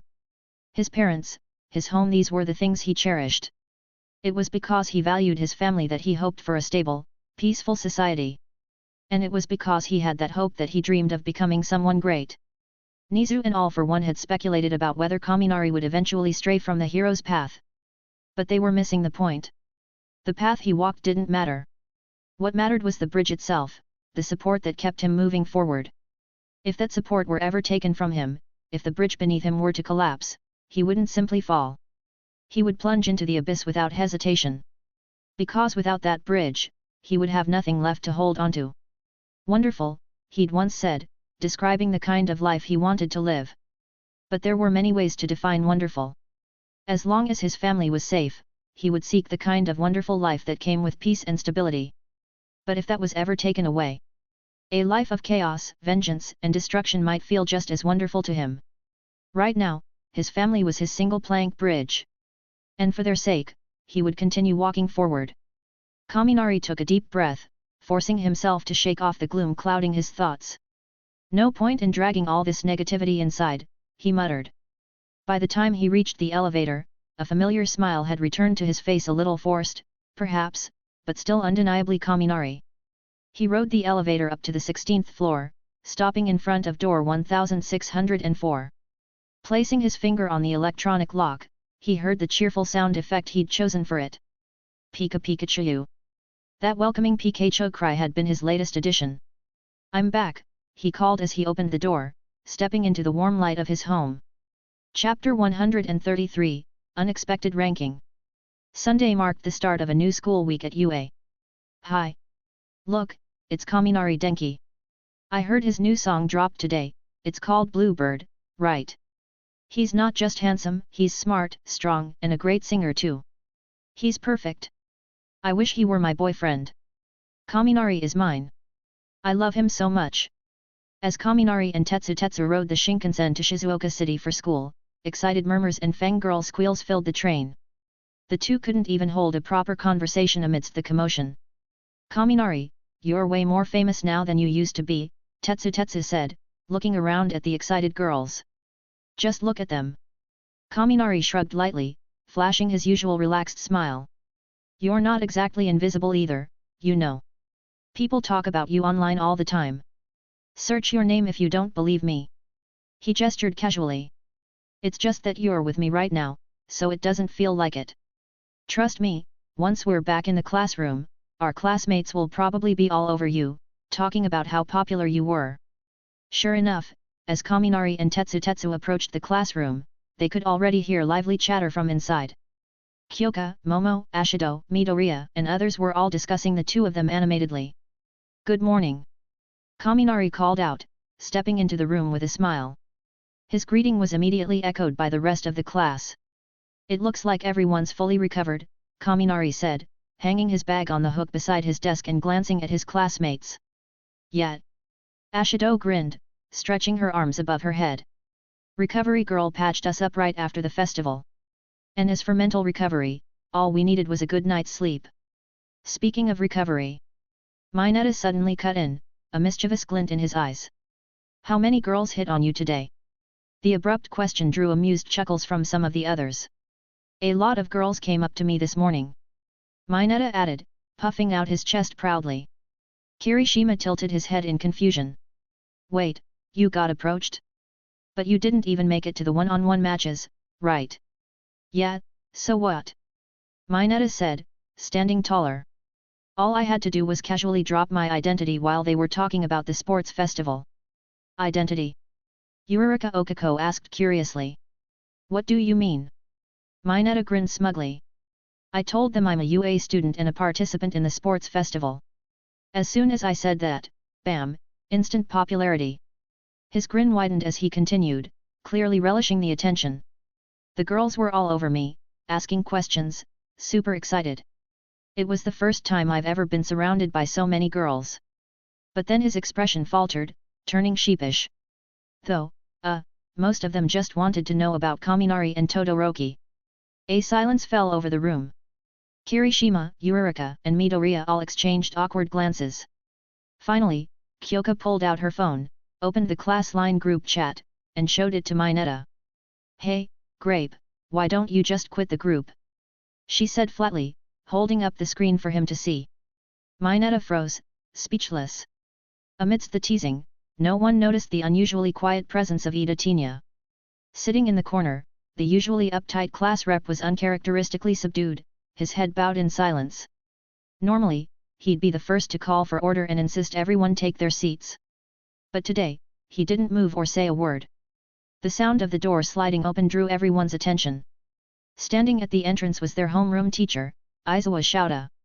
Good morning, he said simply, stepping inside. Good morning, sir. The class replied, their voices loud and synchronized. In an instant, the students scrambled back to their seats, sitting up straight with serious expressions. Kaminari watched the scene with faint amusement. Ashuitsuya was the first to notice something different about their teacher. Hey, Mr. Aizawa, you've taken off your bandages. That's great. It's not a big deal, Aizawa replied, his tone indifferent. Recovery girl just overdid it with the bandaging. Without wasting any more time, he placed a finger against the remote control in his hand and continued, let's move on to today's topic. It's part of your Hero Information Science course, and it's a bit special. The word special immediately grabbed everyone's attention. Special? Kirishima wondered nervously. Is it going to be some kind of quiz? Or maybe laws and regulations about hero work? Ugh, that stuff always gives me a headache. But then, Aizawa's next words set the room buzzing with excitement. It's time to think about your hero names. What? The room exploded with energy. For most of the students, this was a moment they had dreamed of since childhood, choosing their official hero names. They'd spent years imagining this day, testing out names in their heads, and now it was finally happening. Settle down, Aizawa said, his red eyes glowing ominously as his bangs floated with an eerie energy. The classroom went dead silent. Even Kaminari, who'd seen Aizawa's look plenty of times, couldn't help but wonder if his teacher's quirk had a subtle mental effect. Or was this just an intimidating side effect of erasure? Now then, Aizawa continued, this ties directly into the professional hero recruitment applications I mentioned before. He pressed the remote, revealing a chart filled with text and numbers on the blackboard behind him. These applications won't officially take effect until you've proven yourselves as combat ready in your second or third year. For now, it's more about heroes showing interest in your future potential. He paused briefly before adding, that said, if that interest fades before you graduate, it's not uncommon for those applications to be withdrawn. Toru Hagakure raised her hand. So, basically, the applications are a form of pressure on us, right? Exactly, Aizawa replied matter-of-factly. Turning to the chart behind him, he gestured at the data displayed on the board. Now, these are the application results the school has compiled so far. Hero Recruitment Applications Class 1A. Kaminari Denki, 6,589. Shoto Todoroki, 4,123. Tetsu, 3,262. Katsuki Bakugo, 1,562. Fumikage Tokoyami, 1,025. Izuku Midoriya, 356. Tinya Ida, 342. Others, 168 or below. Wow! The students stared at the numbers in shock. Aizawa, unfazed, continued, compared to previous years, this year's applications are heavily concentrated at the top. Wait, Kirishima said, puzzled. Why are Kaminari and Todoroki so far ahead of Tetsu, who placed first in the finals? Isn't the ranking supposed to determine applications? Chapter 134, Career Choice. These are the results, but regardless of whether you received any applications or not, everyone will participate in what's called a work-study experience, Aizawa announced, standing at the podium with his usual no-nonsense expression. Work-study experience. Midoriya repeated, tilting his head in confusion. That's right, Aizawa replied. After the USJ incident, you've already had a taste of real combat against villains, earlier than most students ever do. But the school still wants you to gain a broader understanding of what it means to be a professional hero, beyond just fighting. The room was filled with thoughtful silence for a moment before Tetsu clenched his fists and grinned. Does this mean it's time to choose our hero names? Because I've already decided mine. That makes it even more exciting. Yurika cheered, raising her hands with enthusiasm. While the hero names you choose now are only tentative, Aizawa continued, his tone deadpan, I hope no one picks something ridiculous. Bang! Before Aizawa could finish his sentence, the classroom door swung open dramatically, drawing everyone's attention. I'll make sure no one picks a stupid name. It was none other than the R-rated hero, Midnight, stepping in with her signature theatrical flair. Whoa, it's Midnight Sensei. The students' reactions varied wildly, ranging from awe to visible discomfort, though one person in particular, Mineta, was practically vibrating in his seat. His eyes weren't exactly on her face. After all, plenty of heroes end up sticking with the names they come up with during their student years. Those names could become your professional identities, recognized worldwide, Midnight said, walking with exaggerated elegance, her figure exaggeratedly outlined by every step. As she struck a pose, her words nearly turned Mineta into a fountain of blood. Kaminari, seated near the back, instinctively glanced at Kyoka sitting next to him. For some reason, the sight of her rolling her eyes brought him a small sense of relief. At least there wasn't much trouble after we left, Kaminari thought silently, thinking back to the events of the previous day. Now then, Aizawa continued, midnight will help judge your sense of taste when it comes to naming. I don't care much for this topic. He paused, pulling a familiar yellow sleeping bag from under the podium. Think carefully about what kind of hero you want to be. Your name will help shape how others see you, and it's a commitment to the person you want to become. And with that, Aizawa lay down inside the sleeping bag on the floor and promptly closed his eyes, leaving the students stunned. This guy, Kaminari muttered, his face darkening. The sight of a teacher sleeping on the job was surreal, even for UA. This really is another world. What kind of teacher would dare to do this in my previous life? Soon, a stack of whiteboards was passed around the classroom, eventually reaching Kaminari. He picked one up and handed the last to Tetsu behind him. Take your time, Midnight said cheerfully. After all, this name could impact your future. Take time? No way. Tetsu said confidently, immediately grabbing a marker and scribbling something down. Kaminari smirked lightly at his classmates' enthusiasm. Well, I already know what I want to, he thought, picking up his marker.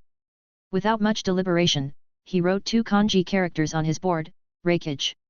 He'd briefly considered longer names like the first Raikiri or even Thunder God, but dismissed them for now.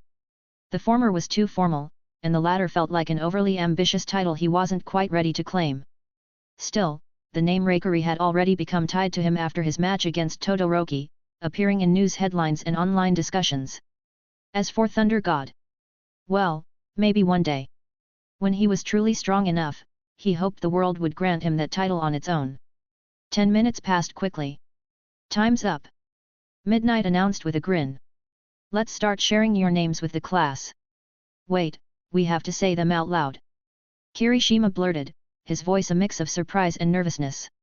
That takes guts. Shiro added, looking equally shocked. Kaminari stood up first, his expression calm and composed as he walked to the podium. The room fell silent, all eyes on him. Although I've mentioned this name before, I'd like to officially present it to everyone now, Kaminari said, placing his whiteboard on the podium. The bold characters written on it gleamed under the classroom lights, Raikiri. Thunder Hero, Raikiri. Kaminari announced confidently. The path of thunder and lightning follows me like a shadow, which is what this name signifies. It also reflects my lightning-fast fighting style.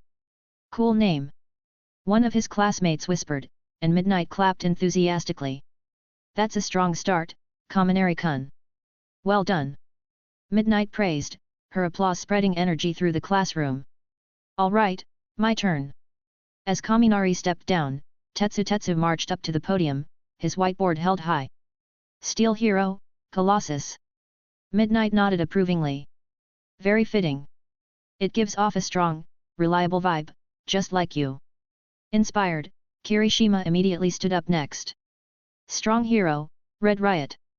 He declared, his whiteboard proudly displayed. Red Riot, Midnight repeated, smiling warmly. A clear tribute to Crimson Riot, isn't it? A great senior hero. Kirishima nodded, brushing his hand through his bright red hair. Exactly. Crimson Riot has always been my inspiration. I want to carry on his legacy as a hardcore hero.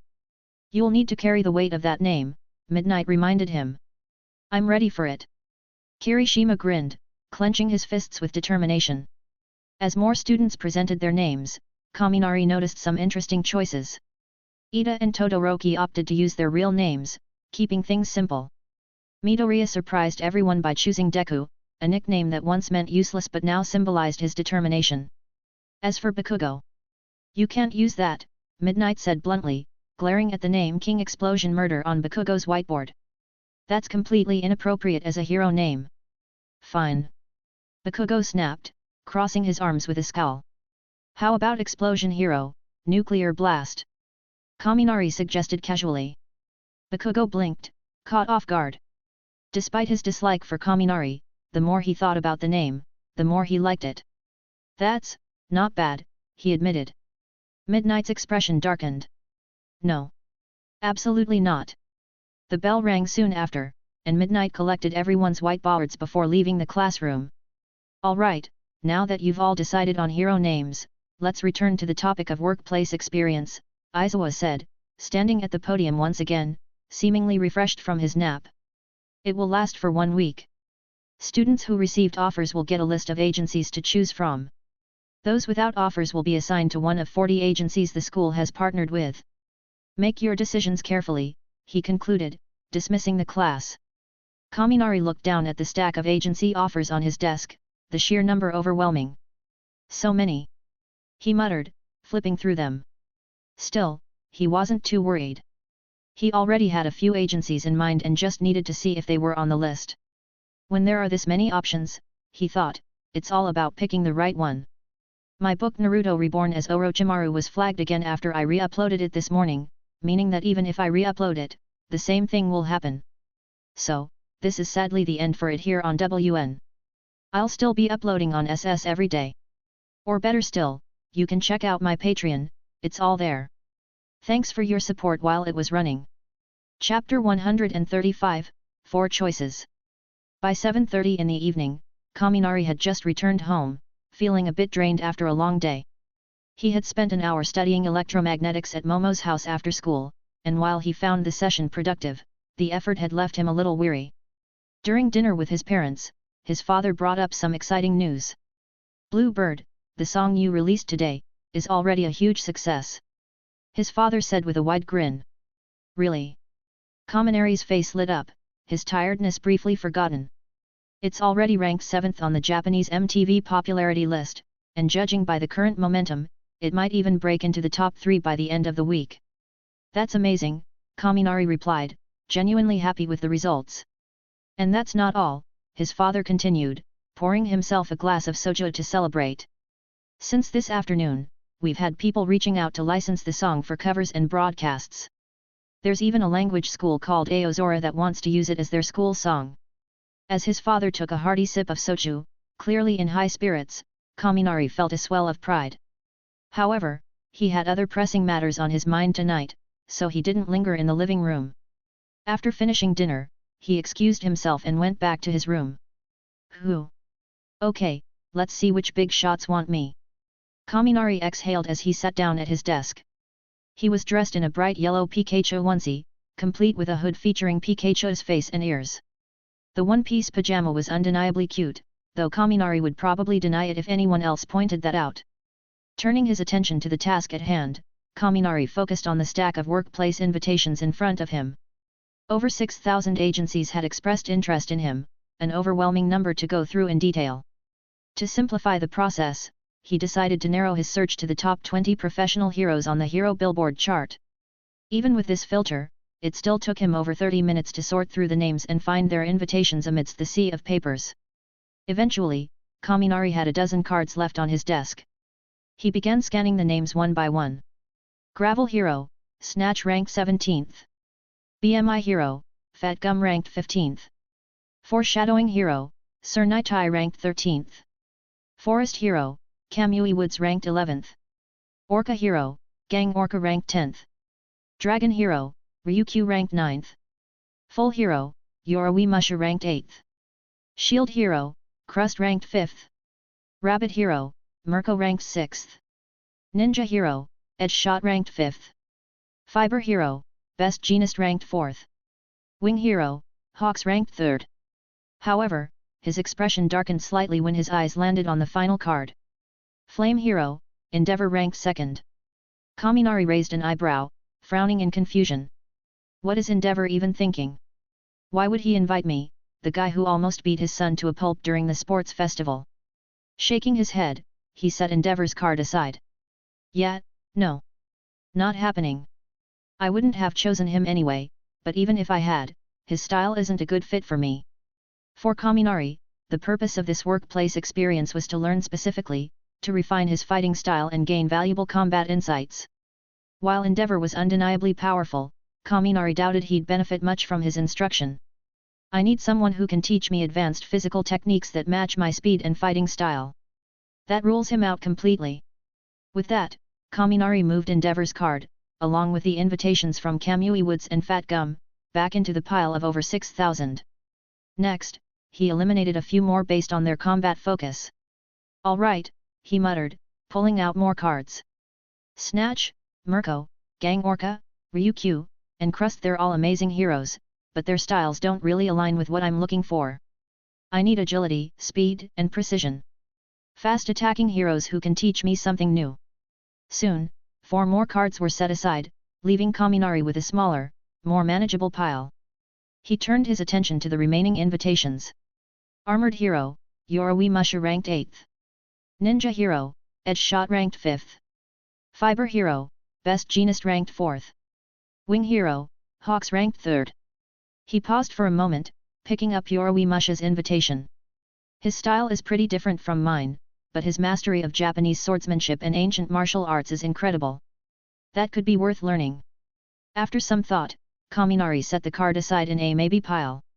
Moving on to the others, Kaminari began weighing the pros and cons. Edge shot speed and precision are phenomenal. His techniques could definitely complement my fighting style. But he trailed off, considering whether ninjutsu was something he could fully incorporate into his own abilities. Best Genist, he continued, is another great option. His attention to detail and precise control are unmatched. I could learn a lot about battlefield awareness and discipline from him. Finally, Kaminari picked up Hawk's card. This guy, he muttered. He's in his 20s and already ranked 3rd in the entire country. A genius, no doubt about it. His agility and tactical thinking are on another level. The more he thought about it, the harder the decision became. Each hero had something unique to offer, and choosing between them felt like an impossible task.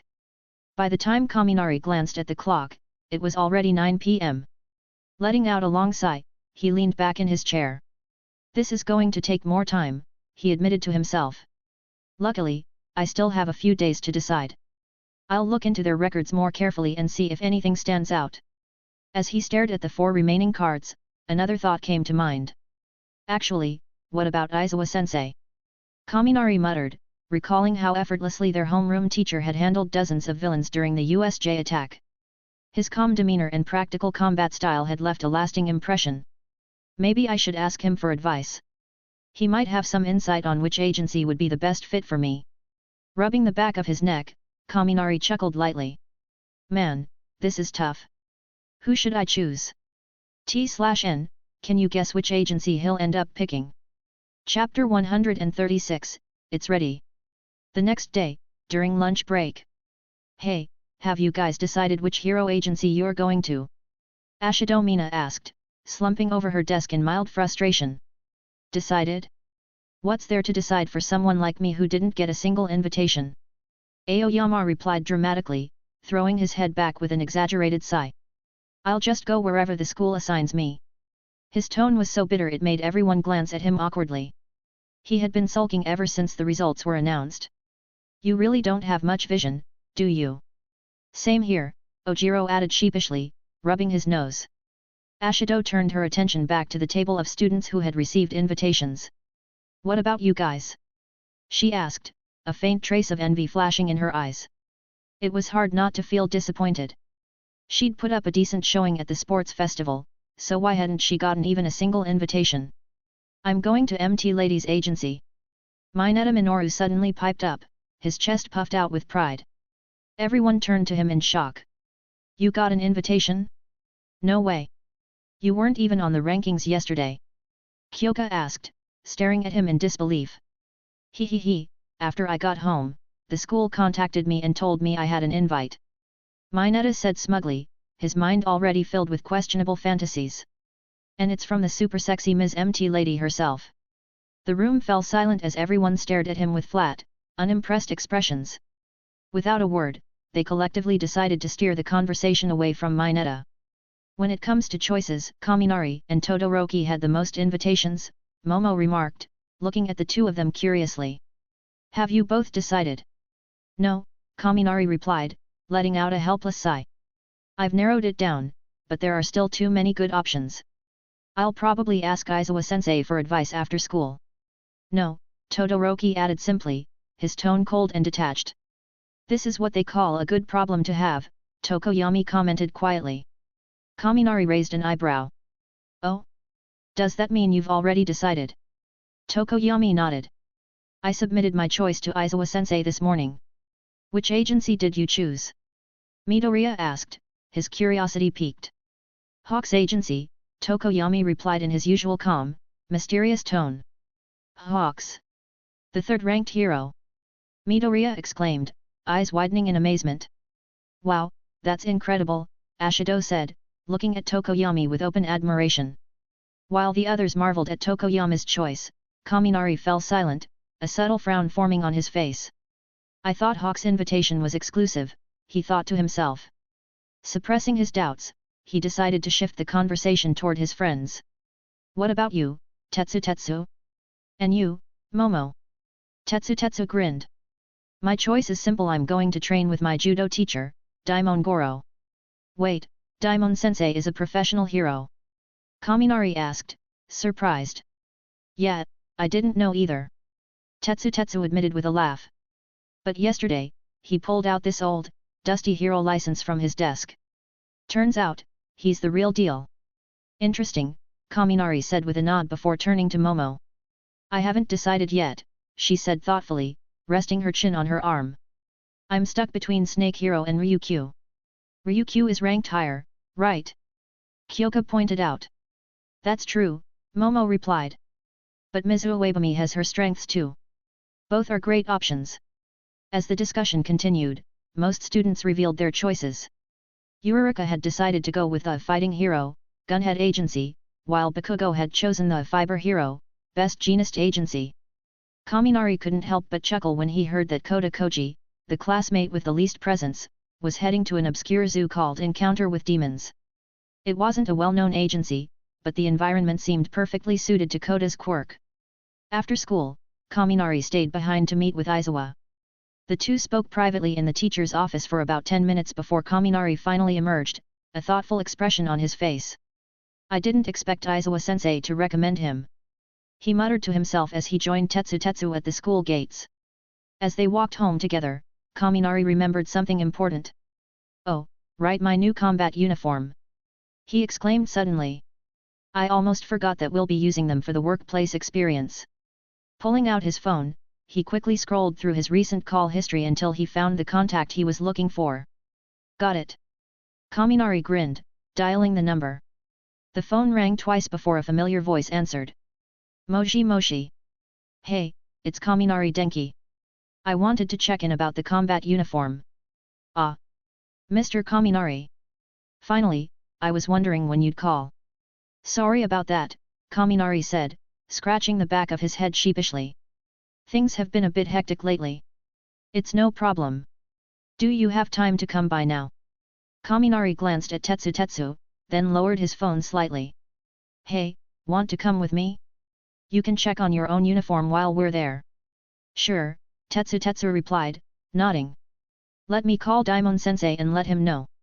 Tell him it's the Mitsui Consortium, Kaminari added. They're the ones making the uniforms. Tetsu's eyes widened slightly. The Mitsui Consortium? No way, that's huge. After getting the green light from Daimon, Tetsu gave Kaminari a thumbs up. I'm good to go. Kaminari turned his attention back to the phone. All right, we're heading over now. Can you send me the address? On its way. Moments later, Kaminari received a text with the location. Hey, it's closer than I thought, Kaminari said, scanning the address. Let me see, Tetsu said, leaning over. Shiganshina District? Yeah, that's not far at all. Then what are we waiting for? Kaminari said with a grin. Let's go check it out. As they walked toward the address, Kaminari's excitement grew. He couldn't wait to see the final result of the ideas he'd sent to the Mitsui Consortium. If everything went as planned, his combat uniform wouldn't just be a suit, it would be a game-changing tool in battle. But what he didn't know was that the Mitsui Consortium had prepared something far beyond his expectations. This new suit would become one of the most important tools in his hero career, a partner he could rely on for years to come. Chapter 137, The Legendary Grandpa. Shimizu Ward. Kaminari and Tetsu stood side by side, staring at the two-story building in front of them, their expressions caught somewhere between disbelief and skepticism. Hey, Kaminari, this is the headquarters of the Mitsui Group's support company. Tetsu asked doubtfully, his gaze sweeping over the small, unassuming building. It should be, Kaminari replied hesitantly, pointing at the sign hanging between the first and second floors. It says so right there, doesn't it? But can a place this small really produce top-quality combat uniforms? To be honest, Tetsu was starting to wonder if Kaminari had been scammed. However, out of respect for his friend, he kept his suspicions to himself. Kaminari sighed. Let's just go inside and see for ourselves. Ding! The moment Kaminari reached for what appeared to be a traditional Japanese wooden sliding door, an automated female voice suddenly spoke. Identity confirmed. Welcome. Shua. The wooden door slid open smoothly, revealing a sleek, modern entrance. Whoa! The contrast here is, kind of insane, Kaminari muttered as he stepped inside, his earlier doubts melting away. The interior was nothing like the humble exterior. The room was outfitted with high-tech equipment, sleek furniture, and bright, polished surfaces that wouldn't have looked out of place in a futuristic research lab. Shua. The door closed automatically behind him, but when Kaminari turned around, he realized something was wrong. Tetsu. He called, noticing his friend hadn't made it inside. The door just closed on me. Tetsu shouted from outside, clearly confused. Before Kaminari could react, the same automated voice responded. Basic access granted. The door slid open again, allowing Tetsu to finally step in. What just happened? Tetsu asked, looking around in bewilderment. Kaminari glanced at the door, then back at the high-tech room. I don't know, but this place is full of surprises. Welcome, Kaminari-kun. The sudden voice startled both boys. They turned to see a tall woman in a tailored OL-style suit walking toward them. She had a professional, polished air, with an intellectual sharpness in her gaze. You're the one who contacted me, right? Kaminari asked, quickly recognizing her voice. Yes, the woman said with a polite bow. My name is Iguro Akimi. I'll be your guide today. It's a pleasure to meet you. Nice to meet you too, Kaminari replied, returning the bow. But before we get started, could you let my friend in properly next time? He gestured to Tetsu, who still looked a little flustered. Akimi hesitated briefly before nodding. Of course. Sadeko, please grant Tetsu basic access. Understood. The door closed behind them, and Akimi turned with a polite smile. Now, if you'll follow me, I'll take you to the development area. As they walked, Kaminari and Tetsu couldn't help but notice the curious mix of office spaces and high-tech features around them.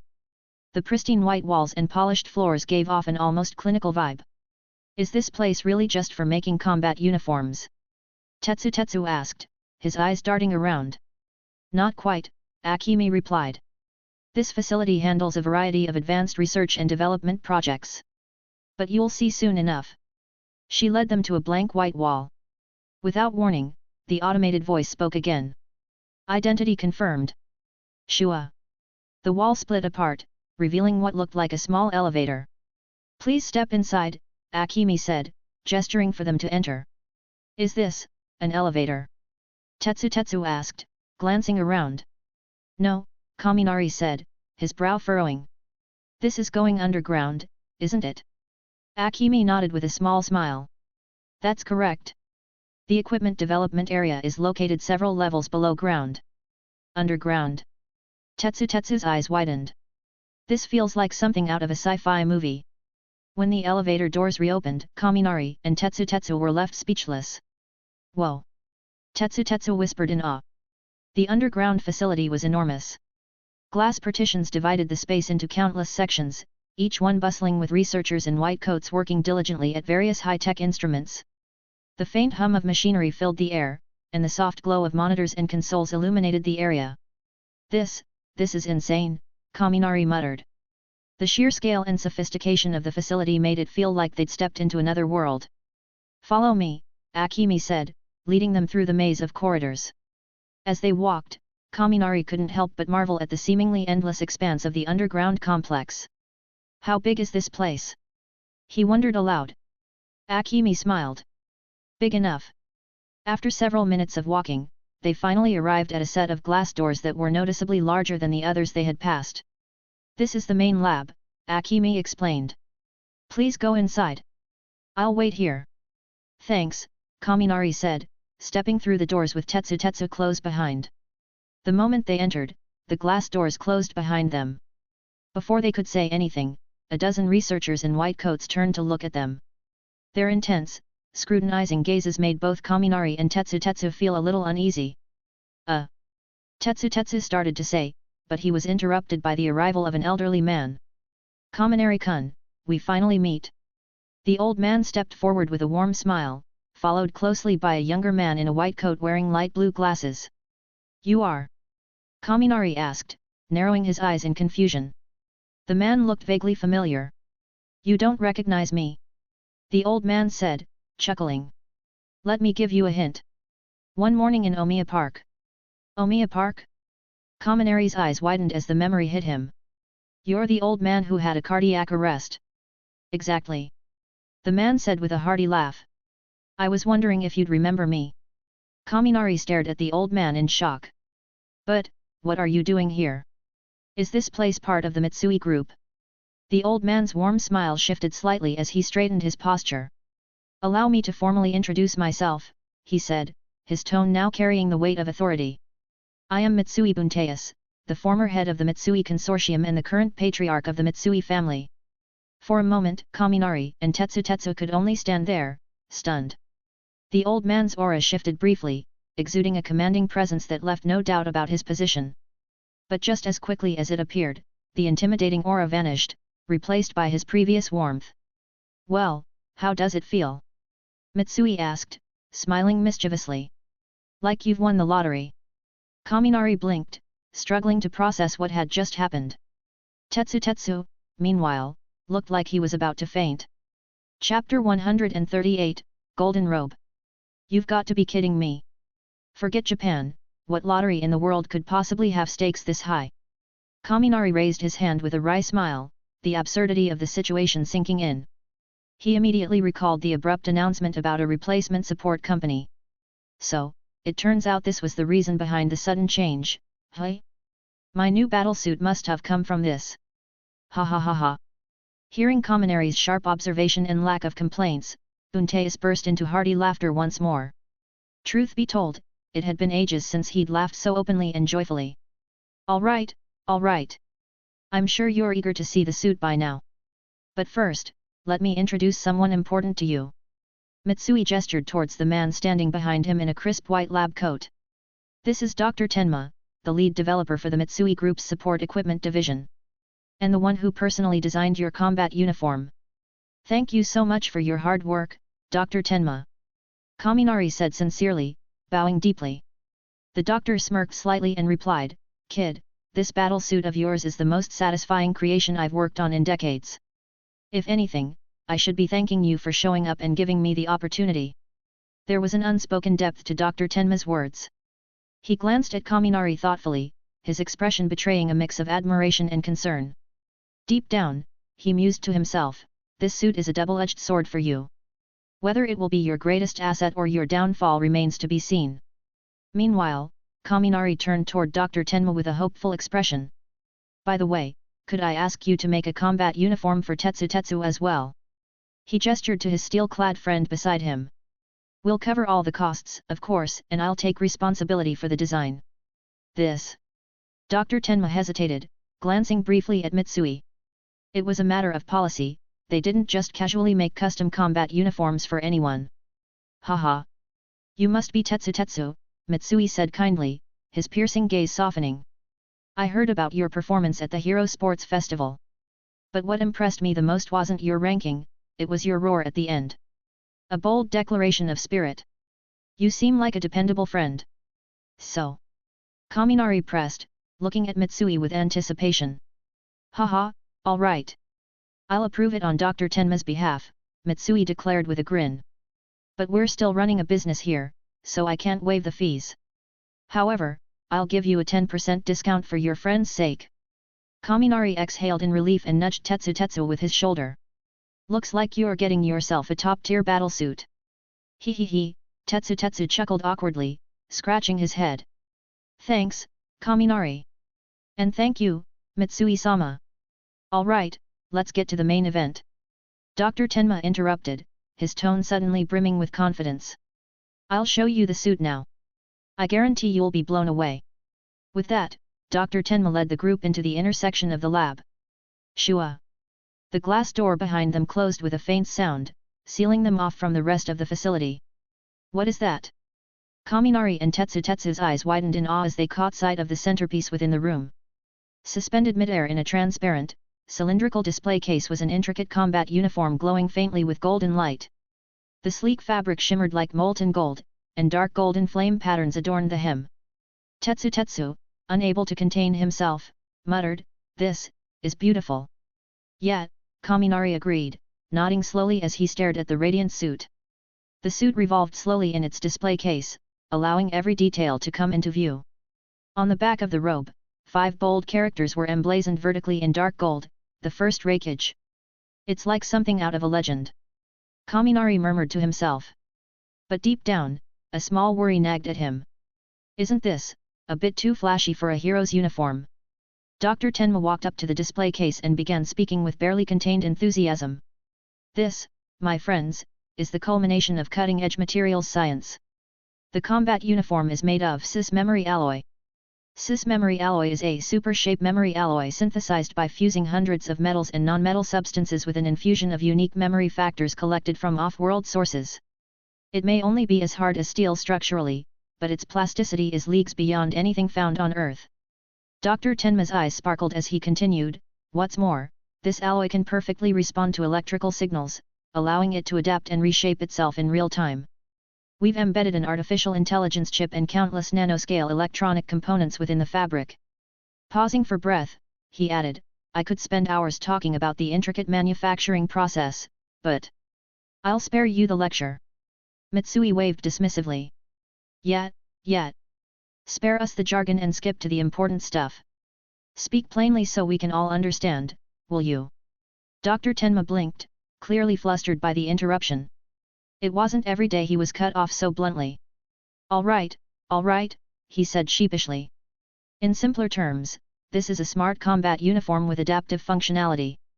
It can currently switch between 2 primary modes, but if you come up with any new ideas later, we can add more.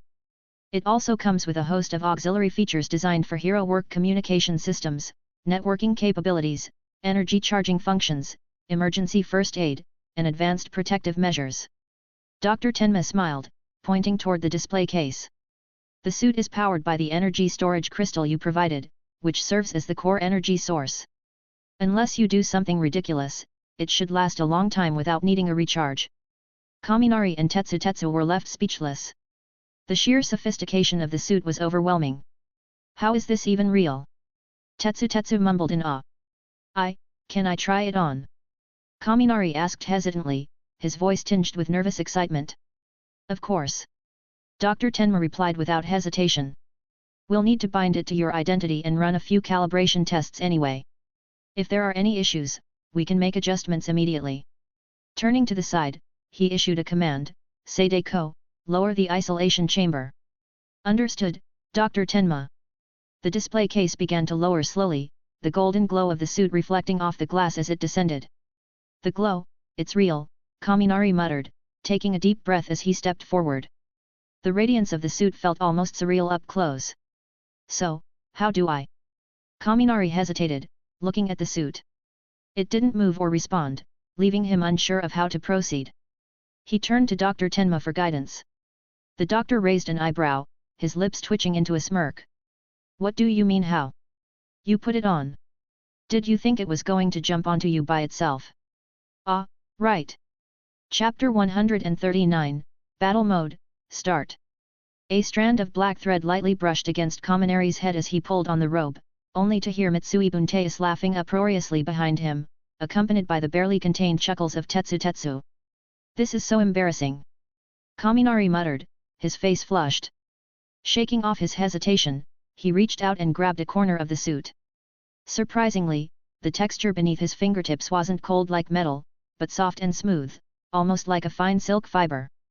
"IMG. Hey?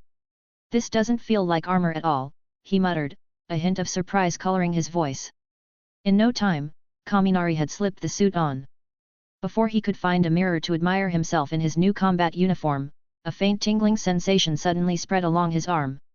DNA recording complete. A neutral, automated voice spoke directly into his ears.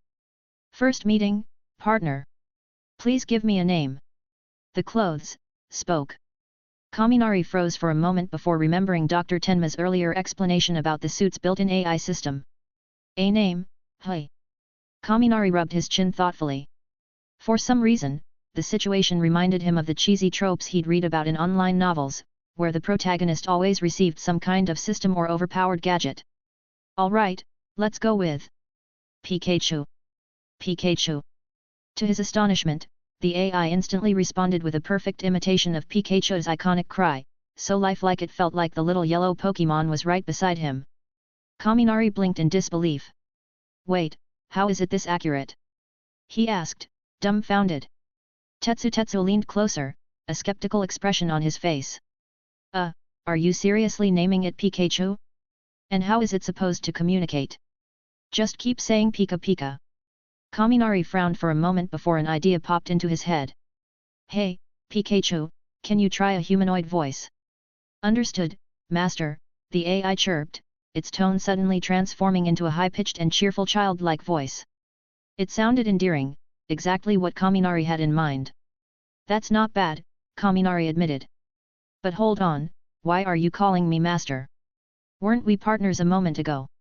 Isn't the trainer in Pokémon referred to as Master? The AI replied in an innocent tone. For a moment, Kaminari was speechless. Then he sighed and shrugged. Fair enough. Sure, Master it is. No need to stand on ceremony with an AI anyway. Alright, now that the binding process is done, let's move to the next phase, the combat test. Dr. Tenma clapped his hands loudly, and almost immediately, the opaque glass wall to their right slid apart, revealing a pristine white arena roughly the size of a basketball court. Combat test. Kaminari repeated, turning to glance at Tetsu with a sense of déjà vu. The term was all too familiar, and it didn't take long for him to figure out why. Shua. 3 rectangular openings appeared in the east, south, and north walls of the arena. Moments later, 3 dark green robots marched out, their movements deliberate and powerful. Wait a second, aren't these the same robots we fought during the UA entrance exam? Tetsu exclaimed in surprise. Not quite, Mitsui Bunteis replied with a chuckle. The exam robots you saw at UA were developed in collaboration with Mitsui Group and Mitsubishi Heavy Industries. We handled the software, they took care of the hardware. Dr. Tenma nodded in agreement. These, however, are a step above those models. These are actual combat-grade robots designed for live combat scenarios. Their weight, speed, and strength are significantly higher. Incredible. Kaminari muttered under his breath. For the first time, he felt like he was catching a glimpse of the immense resources top-level conglomerates could wield. Dr. Tenma placed a hand in the pocket of his lab coat and spoke coolly, switch your suit to battle mode and engage them. Pay close attention to how the suit enhances your abilities during combat. By the way, he added, these robots are coated with an advanced insulating material. While they're not entirely immune to your quirk, it'll take more effort to take them down using electricity alone. Kaminari nodded in understanding, then glanced at the suit he was wearing. If battle mode is the second mode, then what's the one I'm in now? He had noticed something odd despite no breeze in the room, the robe seemed to sway gently on its own, as if alive. This is what we call casual mode, Dr. Tenma explained matter-of-factly. Though the younger researchers have started calling it show-off mode instead. Show-off mode, hey. Kaminari raised an eyebrow. What can this mode even do? It's more limited than battle mode. Casual mode includes communication, networking, basic lighting, and music playback, the last one being something you personally requested in your concept design. Hearing this, Kaminari's eyes lit up. It has a music playback function? Alright, let's give it a shot. Pikachu, can you sync with my phone? Of course, Master. Please grant me access to your device. A notification buzzed on Kaminari's phone. Pulling it out of his pocket, he quickly approved the connection request. Moments later, Pikachu announced, synchronization complete. Ready for use. Alright, Kaminari grinned. Let's test the communication function first. Pikachu, call Tetsu. Tetsu nodded and pulled out his own phone. Connecting now. To Kaminari's amazement, 2 pale yellow beams of light shot from his collar, forming a translucent holographic screen in front of him. At the same time, Tetsu's phone began to ring. "This thing has holographic projection!" Kaminari exclaimed, staring at the light screen in shock. "Of course," Dr. Tenma replied, his tone casual. "That's a basic feature." "Right," Kaminari muttered, feeling slightly overwhelmed by the tech. "Pikachu, cancel the call. Let's see the lighting function next." In an instant, the suit began glowing brightly, radiating a dazzling golden light that forced everyone in the room to shield their eyes. "Kaminari-kun! Adjust the brightness before you blind us!" Dr. Tenma yelled. "Got it. Pikachu, tone it down." "Understood, Master." The light dimmed rapidly until it was a soft, warm glow, casting a faint golden aura around Kaminari. "This suit might be a bit too over the top," Kaminari muttered, glancing at the shimmering fabric. But despite his words, a grin spread across his face. "Not that I'm complaining." Dr. Tenma cut in with a warning. "Don't leave the lighting function on for too long. It'll drain the energy storage crystal faster than necessary." Yeah, I get it," Kaminari replied, quickly deactivating the lighting. "Now." He raised his head, his eyes gleaming with excitement. "Let's see what this battle mode is all about." Dr. Tenma smirked. "The designers took heavy inspiration from your concept sketches. It's as flashy as casual mode, but far more practical for combat." "Seriously?" Kaminari's anticipation shot through the roof. His hands trembled slightly as he issued the command. "Pikachu! Activate battle mode." "Yes, Master." In the next moment, the suit began to transform. Additionally, if you would like to request novels and access my Google Drive where I have 200+ audiobooks, then you can join my Patreon. Link is also provided in the description.